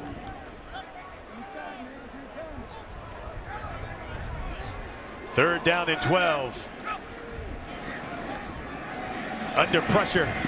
That one knocked away by Kansas. No, they say it's loose ball.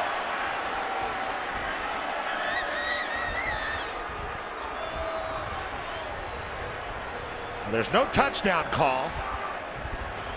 If the ball hit the ground, it's an incomplete pass because it was a forward pass on the screen by Delta. So let's see if the ball hit the ground. He's trying to get it to Justin Silman on a very simple screen. That ball's on the ground. It's an incomplete forward pass. It's 4th down.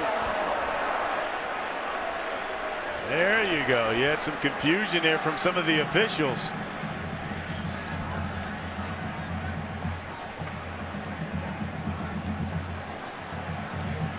Surprised there wasn't a blown whistle or that the players didn't hear it. There should have been. You know, once that ball hits the ground, for the safety of everybody out there, that whistle's got to blow. To 4:40. 4:40 on the clock. The clock will start on the snap. Thank you. Nick Walsh in to punt. Steven Sims Jr. back deep, standing at his own 8.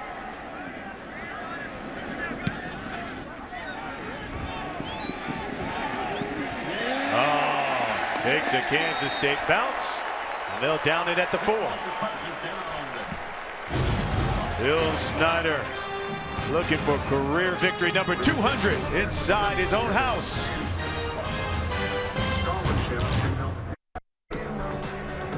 114th meeting of the Sunflower Showdown has been all Kansas State thus far.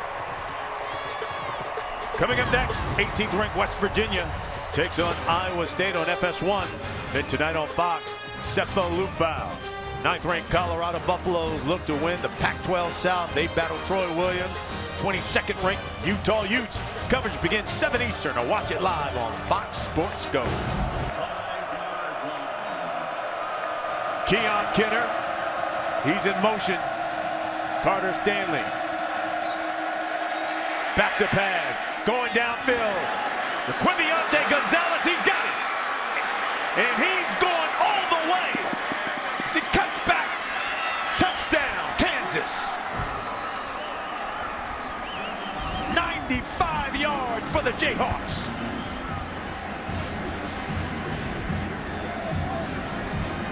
That'll shock the crowd at the Bill, and we said it. You've got to have some double moves. You've got to do some stuff. You got to push the ball down the field, and you see it from Quiviante Gonzalez. That time, Carter Stanley with some time in the pocket, thrown out of his own end zone. And the gamble on 1st down pays off huge for Kansas. We said they have explosive perimeter people. Quiviante Gonzalez is that. Jayhawks will go for 2.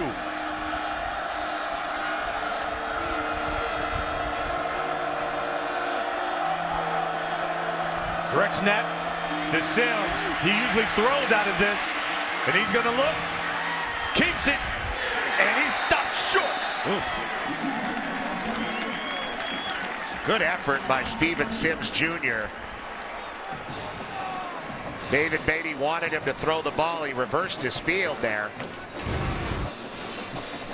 This is after he reversed his field.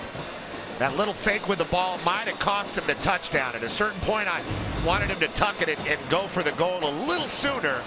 Kind of a broken play, but still, nice shot in the arm for Kansas. Here's Carter Stanley, relaxed, able to step up in the pocket, get something onto that throw, and really perfect throw to the junior, Laquiviante Gonzalez. Longest play of the year for the Kansas Jayhawks.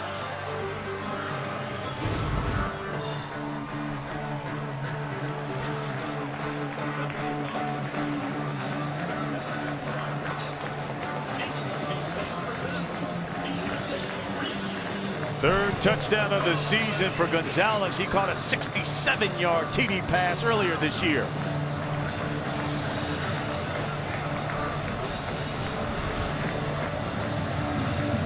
DJ Reed, Dominic Heath, back deep.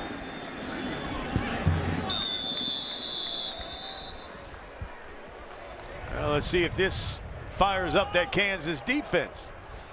Well, here's the deal, Brian. I mean, Kansas State, pretty one-dimensional on offense anyway, but without Jesse Ertz, their starter, you got Joe Huebner coming back out to play the quarterback position. Again, he's an 11-game starter last year.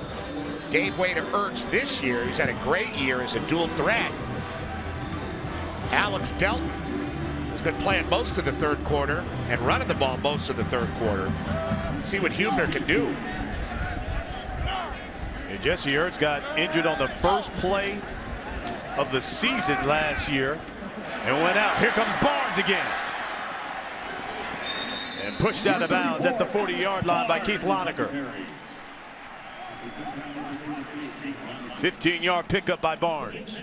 With Huebner out there, a senior, as opposed to Delton, a redshirt freshman, you would imagine that the Wildcats have more of an array of offensive calls that they can make, especially after taking the line of scrimmage, and probably a little bit more multiple in the throwing game.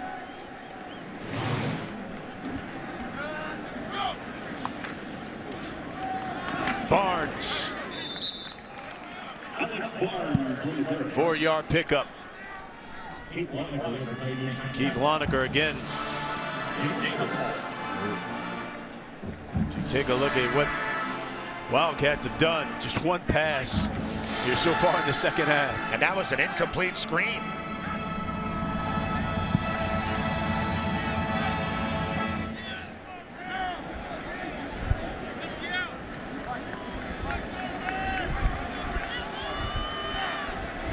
Huebner changing the play.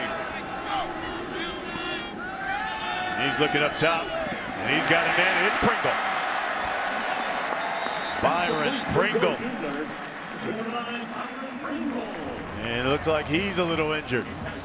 Yeah, he's holding on to his groin area. I like the play call, though. Great job by Huebner getting everybody in. Max protection. Running really a one-route play and getting Pringle on that slant. Hope he's okay.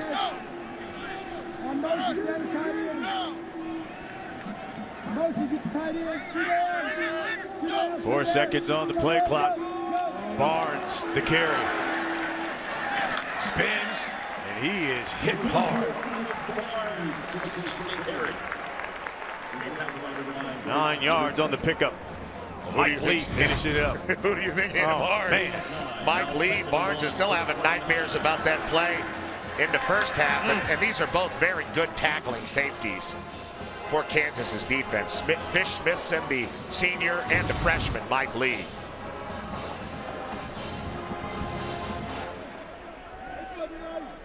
We come under 2 minutes left in the quarter.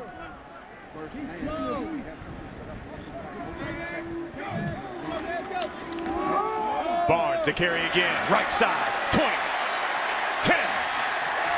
inside the 5. Brandon Stewart knocks him out of bounds. Good play design again, coming to the weak side. And there's just a big open field there. First half of the game, Barnes had a nice touchdown in that pylon, left his feet, and got it to the house. This time, stayed on the ground, down at the 2. First and goal, K-State. Barnes now has 103 yards rushing. And Petrels, Winston Dimmel is in the backfield. And Dimmel's got it. And he runs into a Jayhawk wall. Direct snap to the fullback. You don't see that a lot. There's his dad, Dana Dimmel.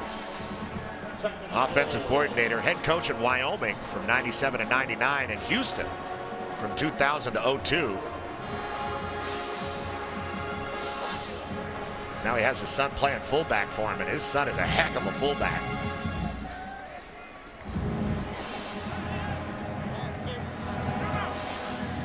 Another full house backfield. Barnes, Dimmel, Dayton Valentine, direct snap to Dimmel again.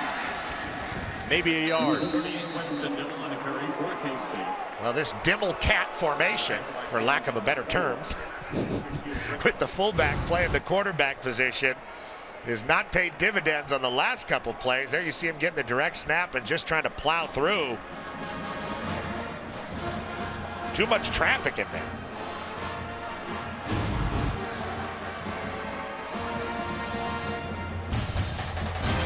Cats looking at a 3rd and goal. 4th quarter when we come back.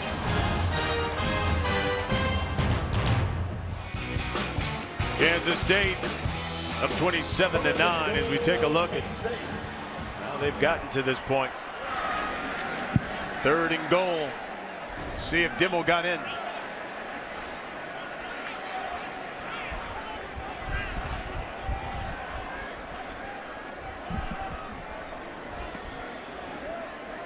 Oh, Joe Huebner with the quarterback sneak. They say it's good.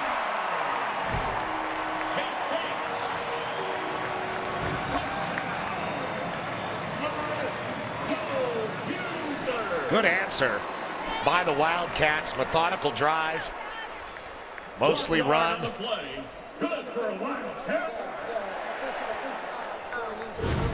Took them a couple plays to punch it in.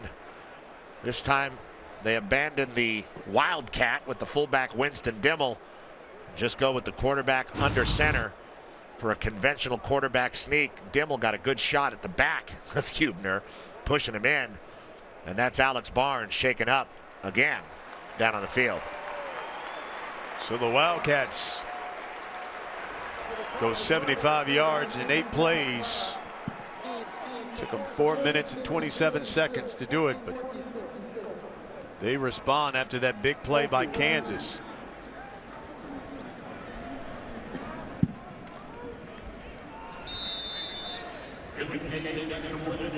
Here's Ian Patterson.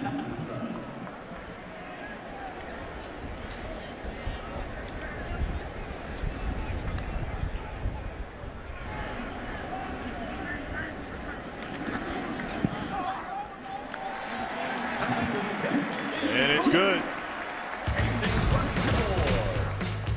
Here's the punch in by Joe Huebner. K-State up 34-9.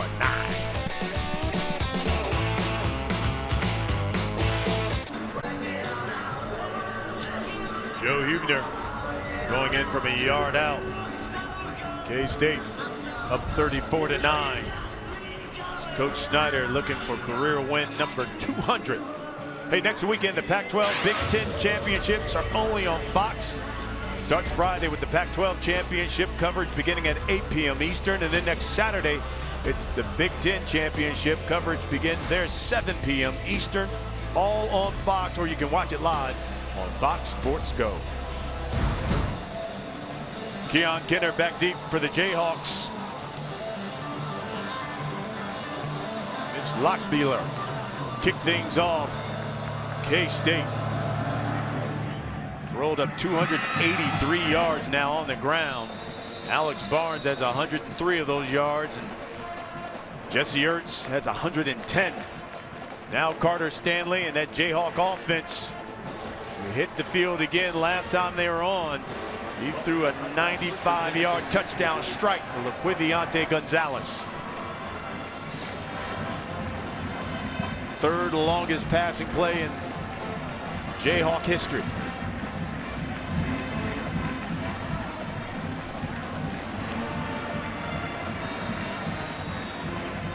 Was a quick strike. Didn't help the Kansas defense much. They didn't have a lot of time to rest. I'm sure they would have preferred a longer drive, but Kansas is in a situation right now where they need all the points they can get in as quickly as possible.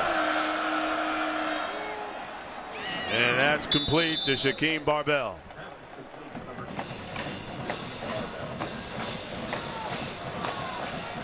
And now Jayhawks are going with pace here. They'll go up tempo. 2nd and 1.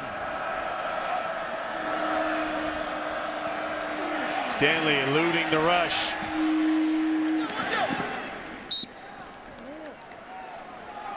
Stanley's got a really good feel in the pocket. There's no doubt about it. And he's going to grow with this team and this offense. I have no doubt that he's Coach Beatty's quarterback of the future. Jordan Willis really flashing in there, and Elijah Lee, the two best defenders for Kansas State, and he still is able to get that ball reached out. Good field awareness by Stanley and get the first down.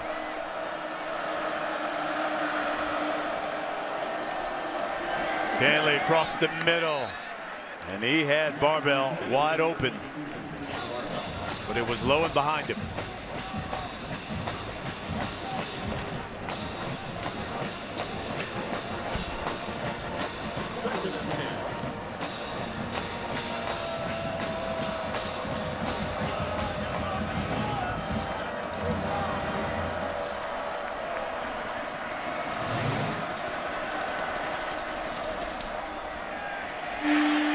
Handoff, Kenner. Trey Moore pushes him out of bounds. And we just saw the stat that differential in rushing yards in this game is astronomical. And that's been a problem for Kansas all year. They've had a really hard time establishing the run.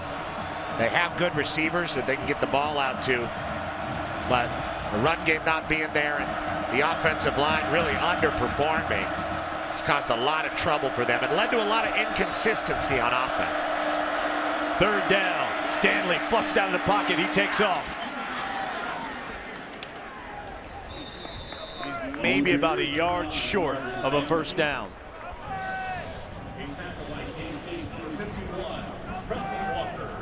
Reggie Walker with the stop. I believe they're going to go for it here. Bringing in the jumbo package is David Beatty. You saw him with that double flex move on the sideline, sending the big guys out. It's a rivalry game in the 4th quarter, and you're down a bunch. Go for it. Michael Zuniga, Taylor Martin. That's Martin with the carry. I tell you, if Taylor Martin could have stayed on his feet, oh my goodness. Well, that happens a lot in short yardage. You know, if the hole opens up and the guy can keep his feet, you can go forever there. Sometimes you can lean a little too far forward as a back, really concentrated on the 1 yard without seeing that open field in front of you. And that, I believe, is what happened to Taylor Martin, the sophomore there. Steven Sims up top.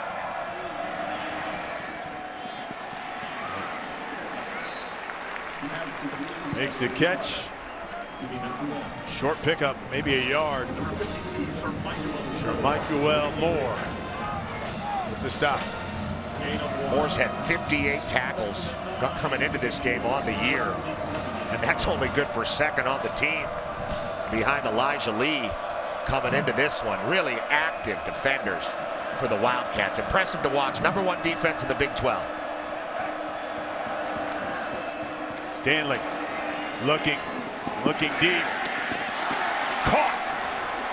Steven Sims. A very good defense out there by DJ Reed. There's not much you can say other than the fact that the ball's a little underthrown. It took Reed a second to stop. Sims a little bit more athletic there, able to go up and get it. The ruling on the field of a completed pass is under review. You're going to take another look at this. See what they're looking at. Looked to me like Sims got it, but where his feet in bounds was all he needs is one. There he goes up. The heel never touched the we saw. He's dotted the eye. Yeah, they're saying that his toe was inbounds and the heel never went down onto the white.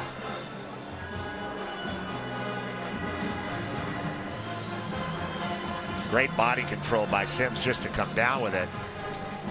And the toe hit first, and then the heel came down. Stays as a complete pass. It'll be a 32-yard pickup. And whether this stands or not, you have to wonder, if you're a Kansas fan, where was this aggressiveness throwing the ball down the field in the first half? It seems like they have some ability to get the ball down the field and win some of these one-on-one matchups between Gonzalez, Sims, and the K-State defenders in the secondary. The only thing I would guess is that they're having such a hard time protecting Carter Stanley. And those two picks in the first half really made him gun-shy calling plays.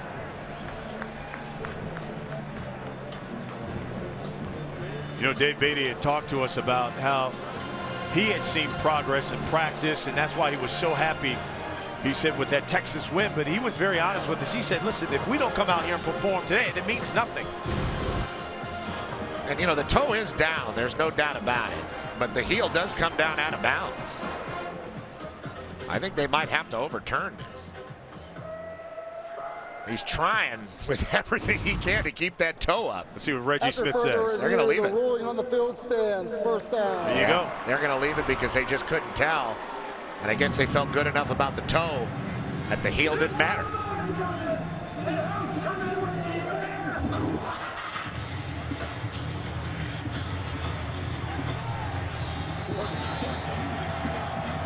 Taylor Martin. As Stanley lines up in the pistol. Steps up. Looks up top. Zuniga.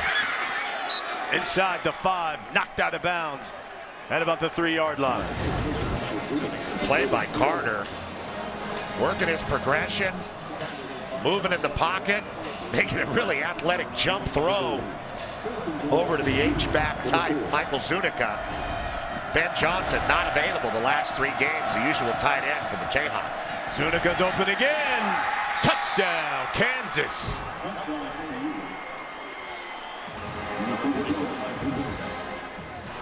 And I'm with you, Petros. Where was this earlier?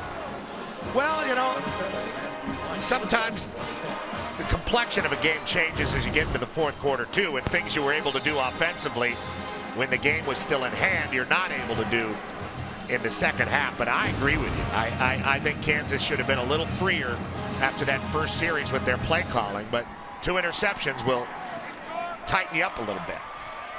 Wyman pokes it through. The Jayhawks go 75 yards in 10 plays. Just 3 minutes. Michael Zuniga gets the score. Dave Beatty says, yeah, that's my freshman. It's 34-16.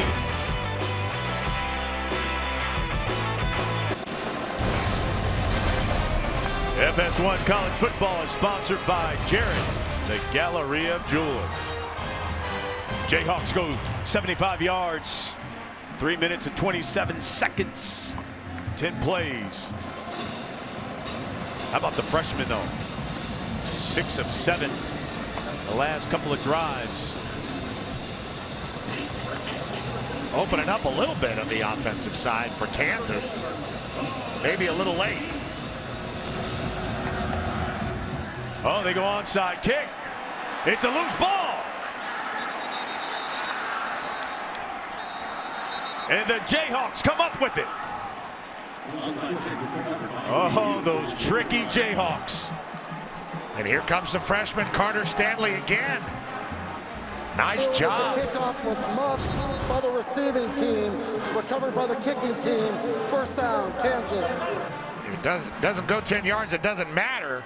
if it's touched first by the receiving team, and you saw it there, ball bouncing crazy all over the place, few different guys with a shot at it. And the kicker, Wyman, how about that? Sticking his head in there and making a play. Well, he's a kicker with tattoos now. He's a tough kicker. There he is. You're right about that. He is tatted up. I've seen Kansas this year a couple times.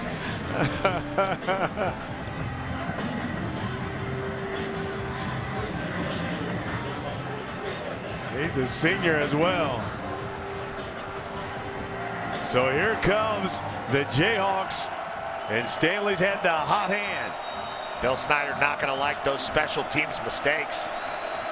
Look at this. On the last 2 drives, they've gone 170. Got a little bunch set there, top of your screen. Steven Sims, that's him in the back. Handoff, Herbert, right side, gets the edge. And he's in Wildcat territory. Kendall Adams pushes him out of bounds. Well, that's something the Kansas State offense has been doing a little bit in this game. Getting really unbalanced to the wide side and then running something back across the formation to the short side. Both teams have had success. There it is again. Same play. We got a flag on the play. Holding, offense, number 73. 10-yard penalty, repeat first down. Got Larry Hughes with the hold. The right guard, big right guard, 6'7", 311 pounds. There they are right there. Hughes on the edge with the hold on Geary. I didn't see much of a hold there.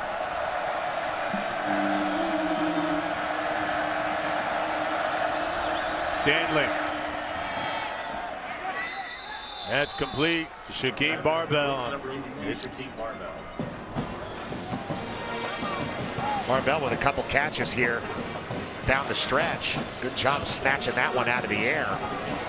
David Beatty catching a little bit more of a play calling rhythm as this game goes on.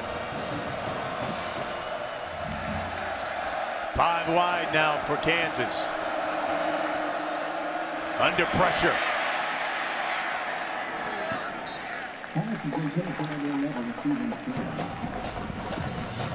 That was Tanner Wood who flushed the freshman out of the pocket. Made him get rid of that one.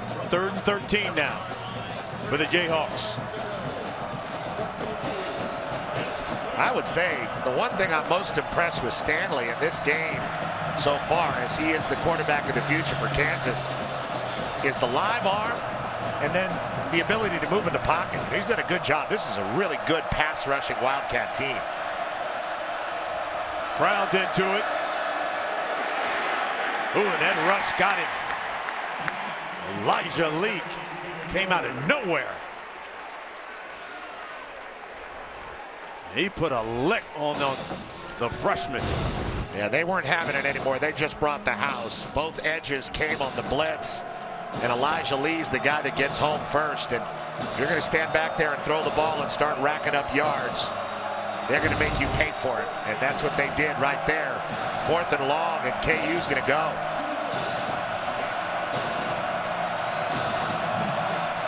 And he'll keep Keon Kinner in the backfield with him. And David Beatty says, he'll hold on for a second. Let's talk about it.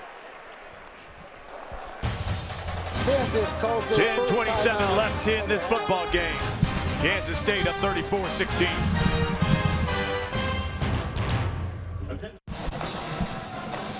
Let's get you to Los Angeles. Here's Mike Hill. Game break. Love it. Did I say that loud?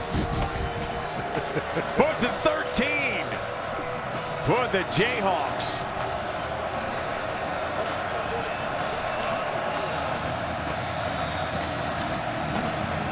Keon Kinner, he's all set right. Carter Stanley from the gun.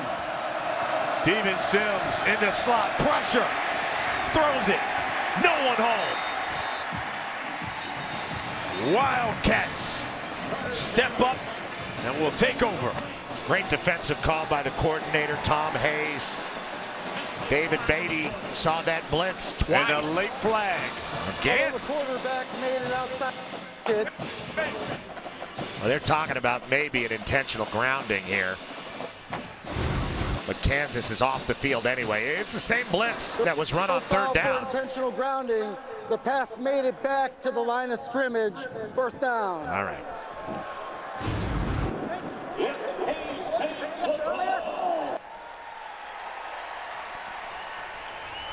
At quarterback for the Wildcats, number 8, Joe Huebner. Joe Huebner back in at quarterback. Justin Silman.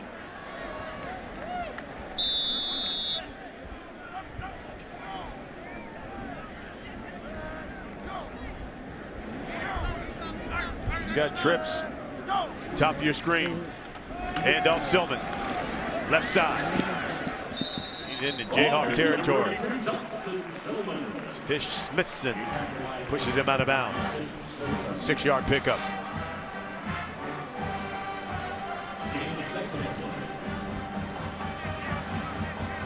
You know, in this Big 12 conference where the air raid rules, and it all started with Oklahoma back in 1999, hiring Mike Leach away from that Hal Mummy team. This Kansas State offense and their ball control style is pretty impressive. It's always interesting to be different in a conference. Silman again. On the carry for K-State. He's tackled by 13. Monty Mosby. Monty Mosby with the stop. They do just about as good of a job of possessing the ball and eating clock and leaning on you as anybody in the country in college football. And that's been Bill Snyder's philosophy forever. And the better runner he has at quarterback, the more games they're going to win. When they had Klein and Bishop, they won 10 games, 2 years with both of those guys. 3rd and 6, blitz by Kansas. And Pringle had that one on his fingertips. Brings up 4th down. And punt formation for K-State for 14, Nick Wolf. And just when I'm talking about ball control, 3 and out. Here they go, giving it back to Kansas. Good stop by the Jayhawks defense.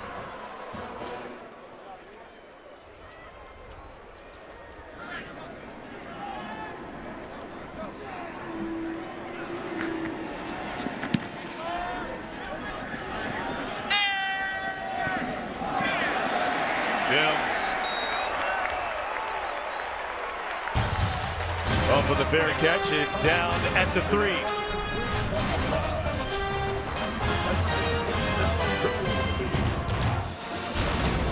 Let's take a look at the Nissan Heisman watch.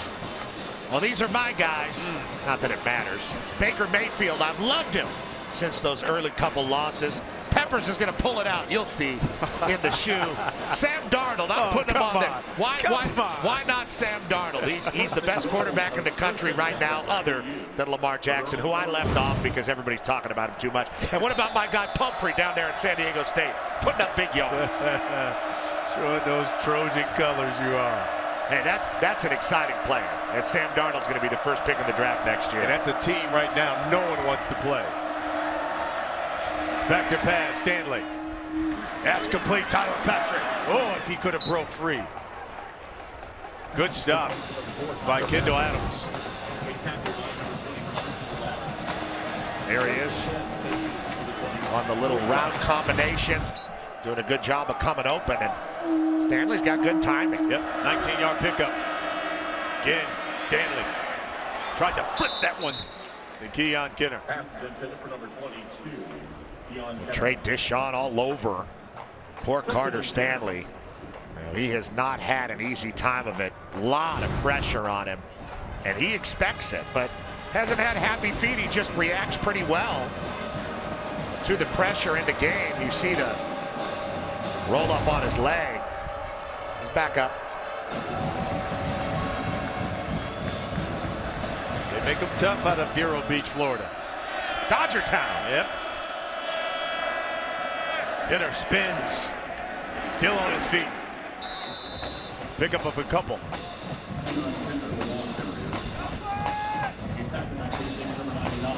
Third and long for the Jayhawks.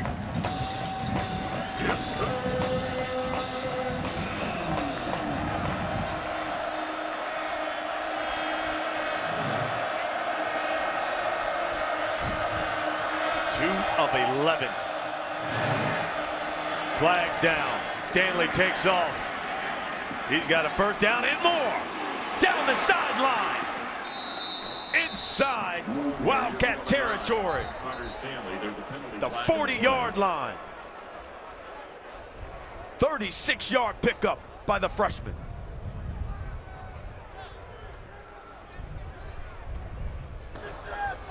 Offside. Defense, number 34. The decline. Result of the play, first down. And that one was on Tanner Wood, and it didn't matter.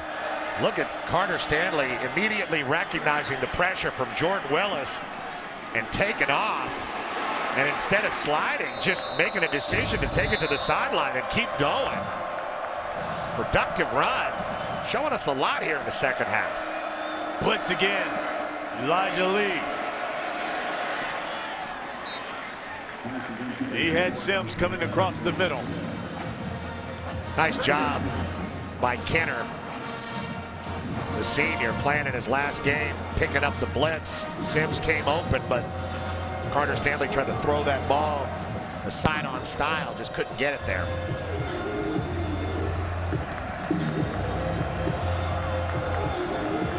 Here's the numbers on Stanley. 276, a couple of touchdowns. Those 2 picks came in the second quarter. Steps up in the pocket. Oh, that one. Intended for Sims. There's DJ Reed again. Little low for Sims, and he could have gone down and got it, but DJ Reed gave up his body and made a nice recovery. I think to bat that down. Yeah, really gave up his body there to DJ Reed. Otherwise, Sims might have caught that and turned on it.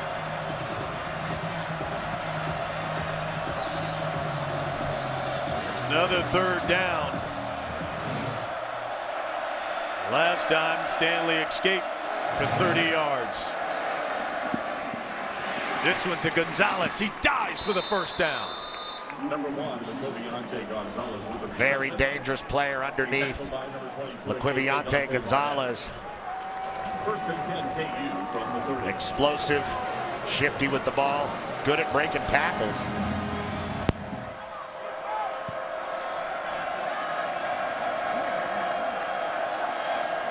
It's first and 10 from the 30.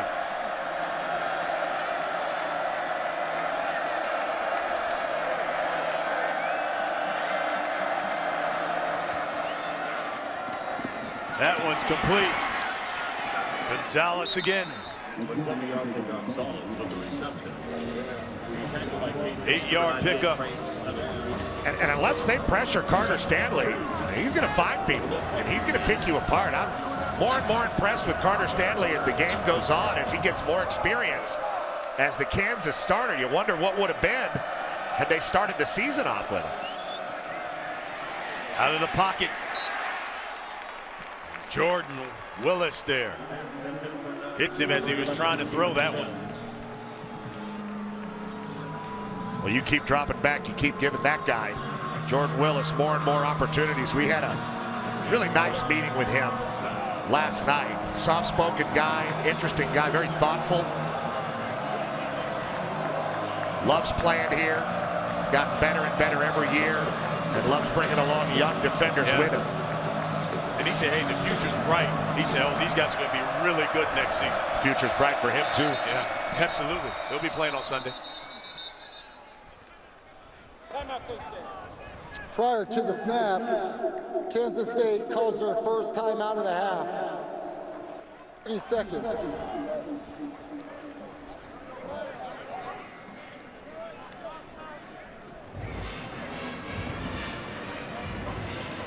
Let's get you out to Los Angeles. A quick game break. Here's Mike Hill. Mike. Don't forget game 2 of your doubleheader, number 18 West Virginia and its dynamic quarterback Skylar Howard trying to bounce back after that loss to Oklahoma. Facing Iowa State, only 3-8 on the season, but coming off a beatdown of Texas Tech. It's coming up next on FS1 right after you're done there in Manhattan. 6 minutes, 39 seconds left in this one. Jayhawks are driving. We're looking at a 3rd and 2 now from the Wildcat 22.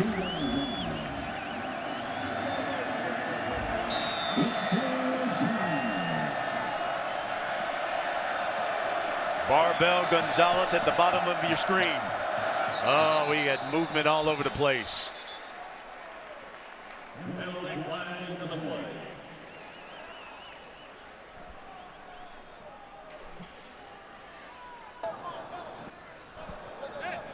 Full start. Offense. Everyone but the center.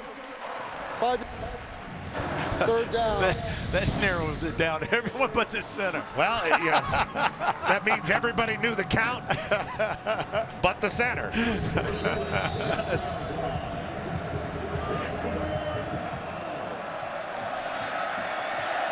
So now it's 3rd and 7.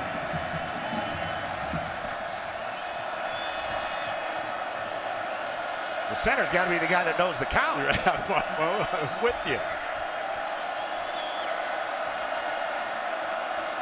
Play clock. Blitz. And Stanley takes another big hit.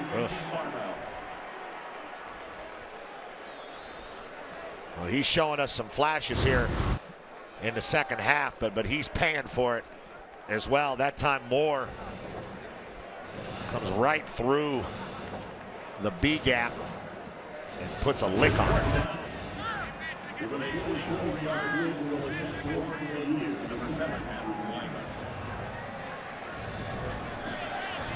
So here comes Matt Wyman.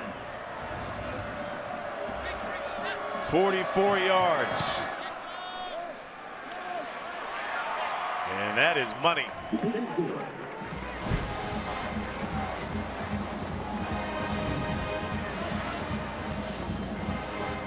Senior comes through. It's now 34-19.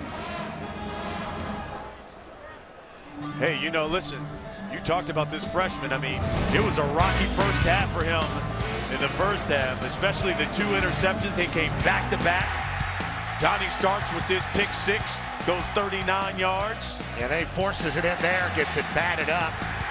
And Elijah Lee able to pick that one out of the sky, but then from his own end zone, gets the ball deep to Laquiviante Gonzalez. And you see what he can do on the move to the fullback, Zuniga. Carter Stanley is a nice rebound in this second half. You can see the breakdown, but he has been beat up. This Kansas State team is going to hit the quarterback if he drops back and tries to throw it. Seems like he's trying to recover himself a little bit there on the sideline after leading that field goal drive. Jayhawks go 69 yards in 11 plays. They're ready for the onside kick this time. They were successful last time they attempted it.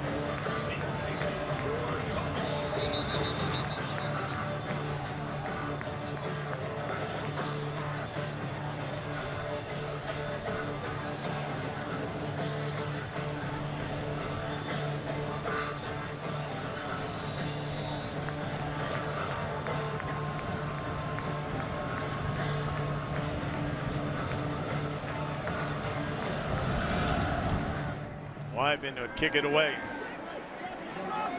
Go get it, go get it, go get it.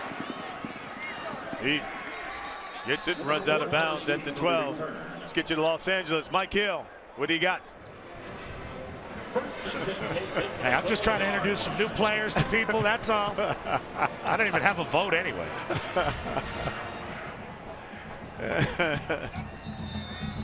I have been very impressed with Jackson all year, especially his ability to stay healthy. You know, he has run the ball so many times and taken so many licks.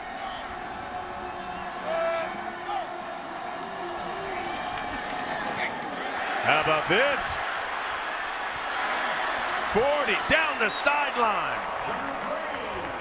Warmack. And a flag down.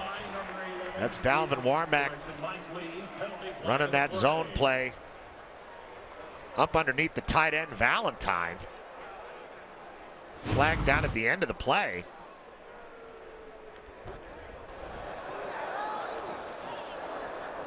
Delay of game. That's a 15-yard penalty added to the end of the run. First down.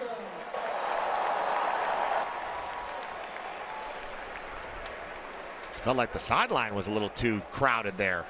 36 yards on the play. So a 36-yard run by Dalvin Warmack. He's the sophomore. I believe the penalty was on the Kansas sideline. Crowding the official, you would imagine that they have warned him at least once or twice in the game so far to throw a flag in that situation.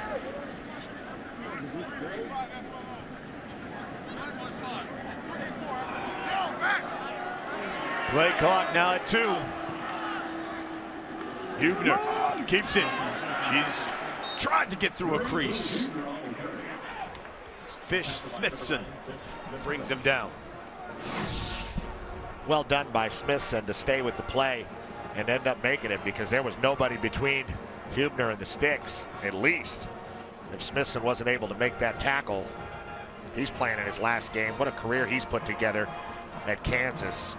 Not that many wins, but a lot of tackling.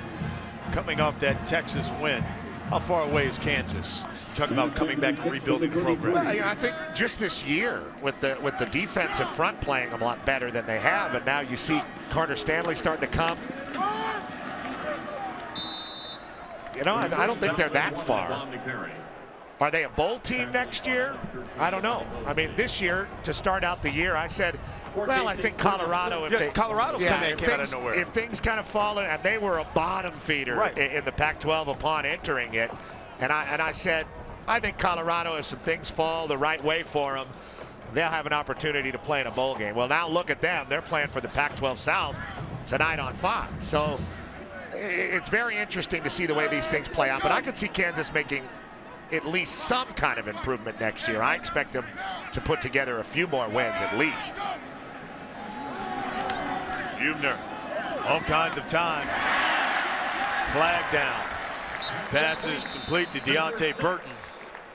40% of the roster of K-State here, guys from the state out of Kansas, whereas the Jayhawks, 20 of their players are from the state. And that's what Beatty, one of the things Beatty said, I want to do is I want to keep those homegrown guys in my program. Prior to the pass, holding defense number 11. 10-yard penalty from the previous spot, automatic first down. David Beatty saying, let him play. And there have been a couple questionable calls out there on the field, calls of combat.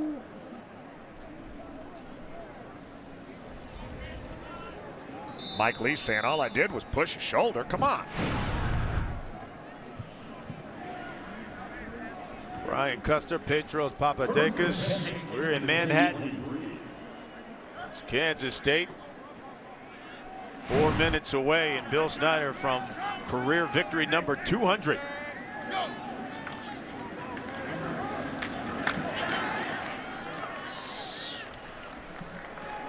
That's Dimmel.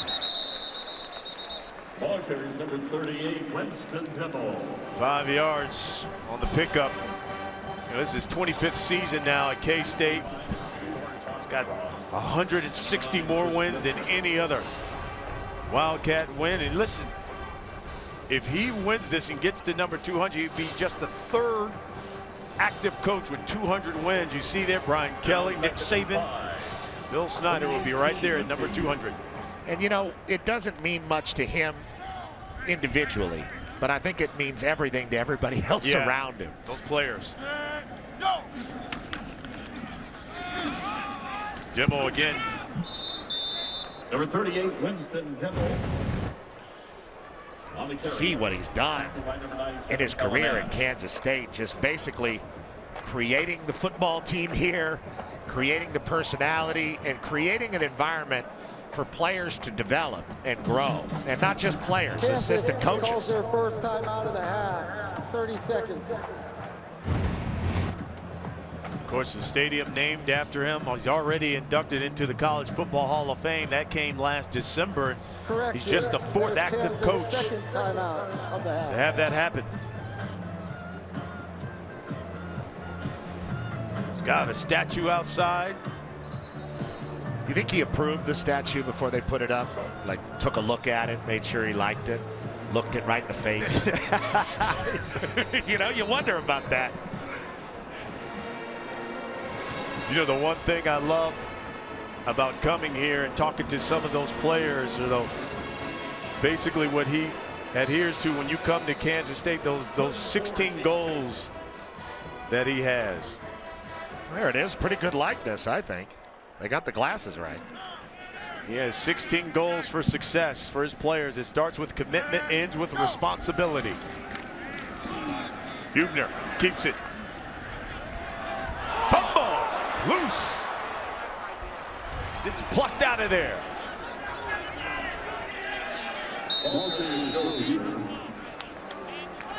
Now Kansas And the Jayhawks have it. comes up with that. It's a 15-point game here. Kansas only one timeout left. But they've had some success here in the second half. Hubner just trying to pick his way and fight for yards. And that ball is ripped out by Courtney Arnick. Emphatic motion to get that ball away from Hubner. And the Kansas defense forces a much-needed turnover as they were being choked to death here in the fourth quarter, giving Carter Stanley another opportunity. And there's Beatty. His guys are still playing for him. You gotta love it. They forced 6 turnovers against Texas last week.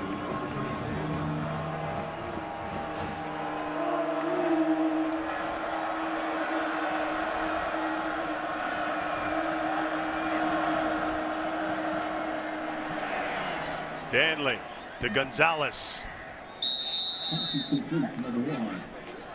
That's a nice, very accurate throw with zip to LaQuiviante Gonzalez, who wants off the field. Stanley wants to go fast. Officials timeout. I think he came down wrong Player. on that leg when he made the reception.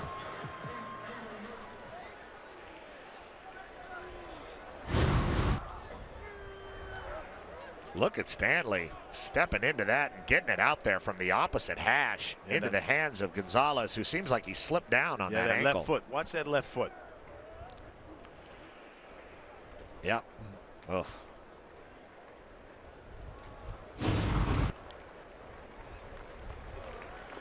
He limps off.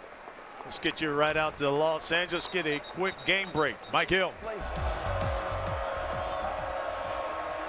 You know, I think on social media, Petros, they say trolling. I think Mike Hill's trolling us now. No doubt about that. Nice physical run by Stanley there to get the first down. He's got a lot in his pocket. This guy does a lot of different things.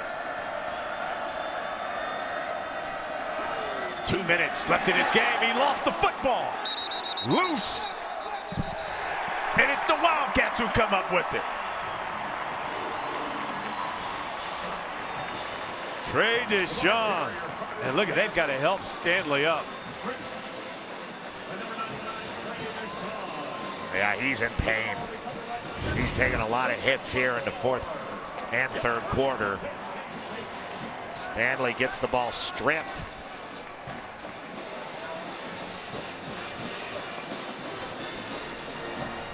It's that Deshawn who strips it. And then kind of late to react to the ball, and Moore gets in there and gets a hand on it. A lot of pain. Looks like they're looking at that right shoulder of Carter Stanley. That would explain why he wasn't so emphatic to get the fumble.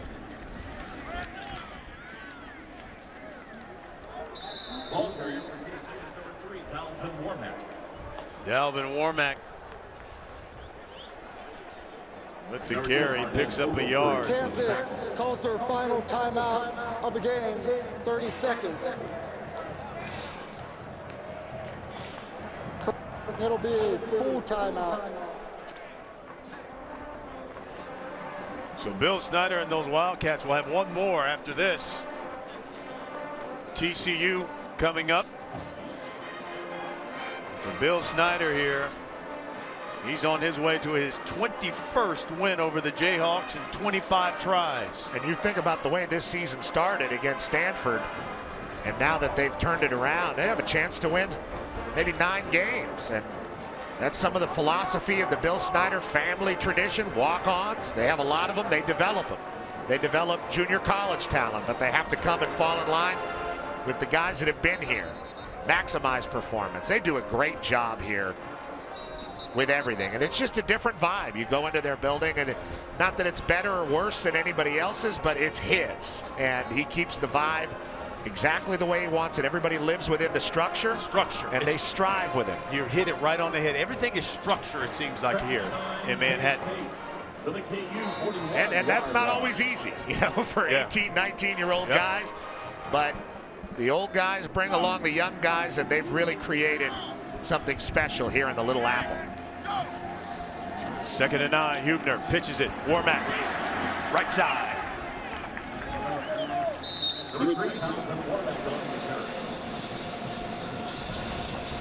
Five-yard pickup. Just think of the different guys we've seen carrying the ball for Kansas State. All of them violently. Charles Jones, Justin Silman, Warmack a little bit more shifty out there on the edge. The quarterbacks, Alex Delton, Jesse Ertz, Joe Hubner, Winston Dimmel with the touchdowns and the Wildcat and all that. I mean, they have a lot of interchangeable guys that they all have the same goal, and not a lot of individual goals. A lot of team goals here at Kansas State. Hubner, gets that left edge. Mike Lee trips him up.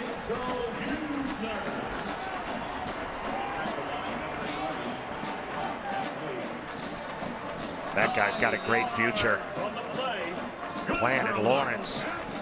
Yep. Showed a lot of really exciting things this year. Most of all, at 176 pounds, his ability to deliver a blow and a hit in the run and passing game really sets him apart as far as safeties I've seen this year. He's just a freshman, and he's still getting his bearings about him, but Mike Lee is a player, fearless.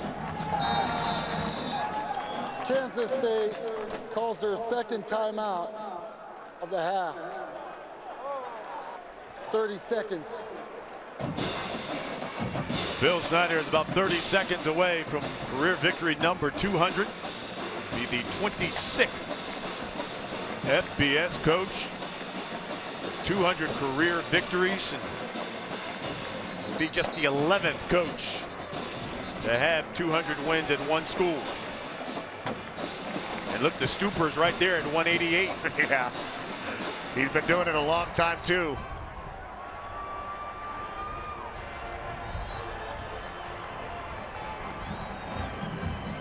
You know, Bill Snyder's been coaching football so long. He was a GA at USC under John McKay. Wow, if you can believe it or not.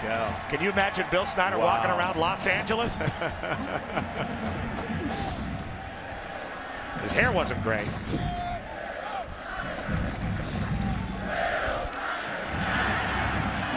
Wildcats keep it on the ground.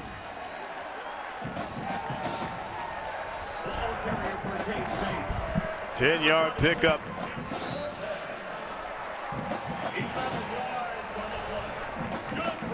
You just wonder what goes on inside his head when milestones like this, 200 victories, come around. He's going to downplay it and make it about everybody else and say that I've been coaching so long, I hope that we can rack up some victories. Yeah. That's what he told us on the telephone this week. But what a coach, what a program. Oh, they give him the dunk.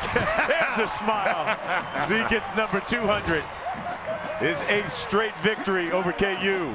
For Petros Papadakis, I'm Brian Custer. So long from Manhattan, Kansas. Let's get you out to Ames, Iowa, West Virginia, and Iowa State.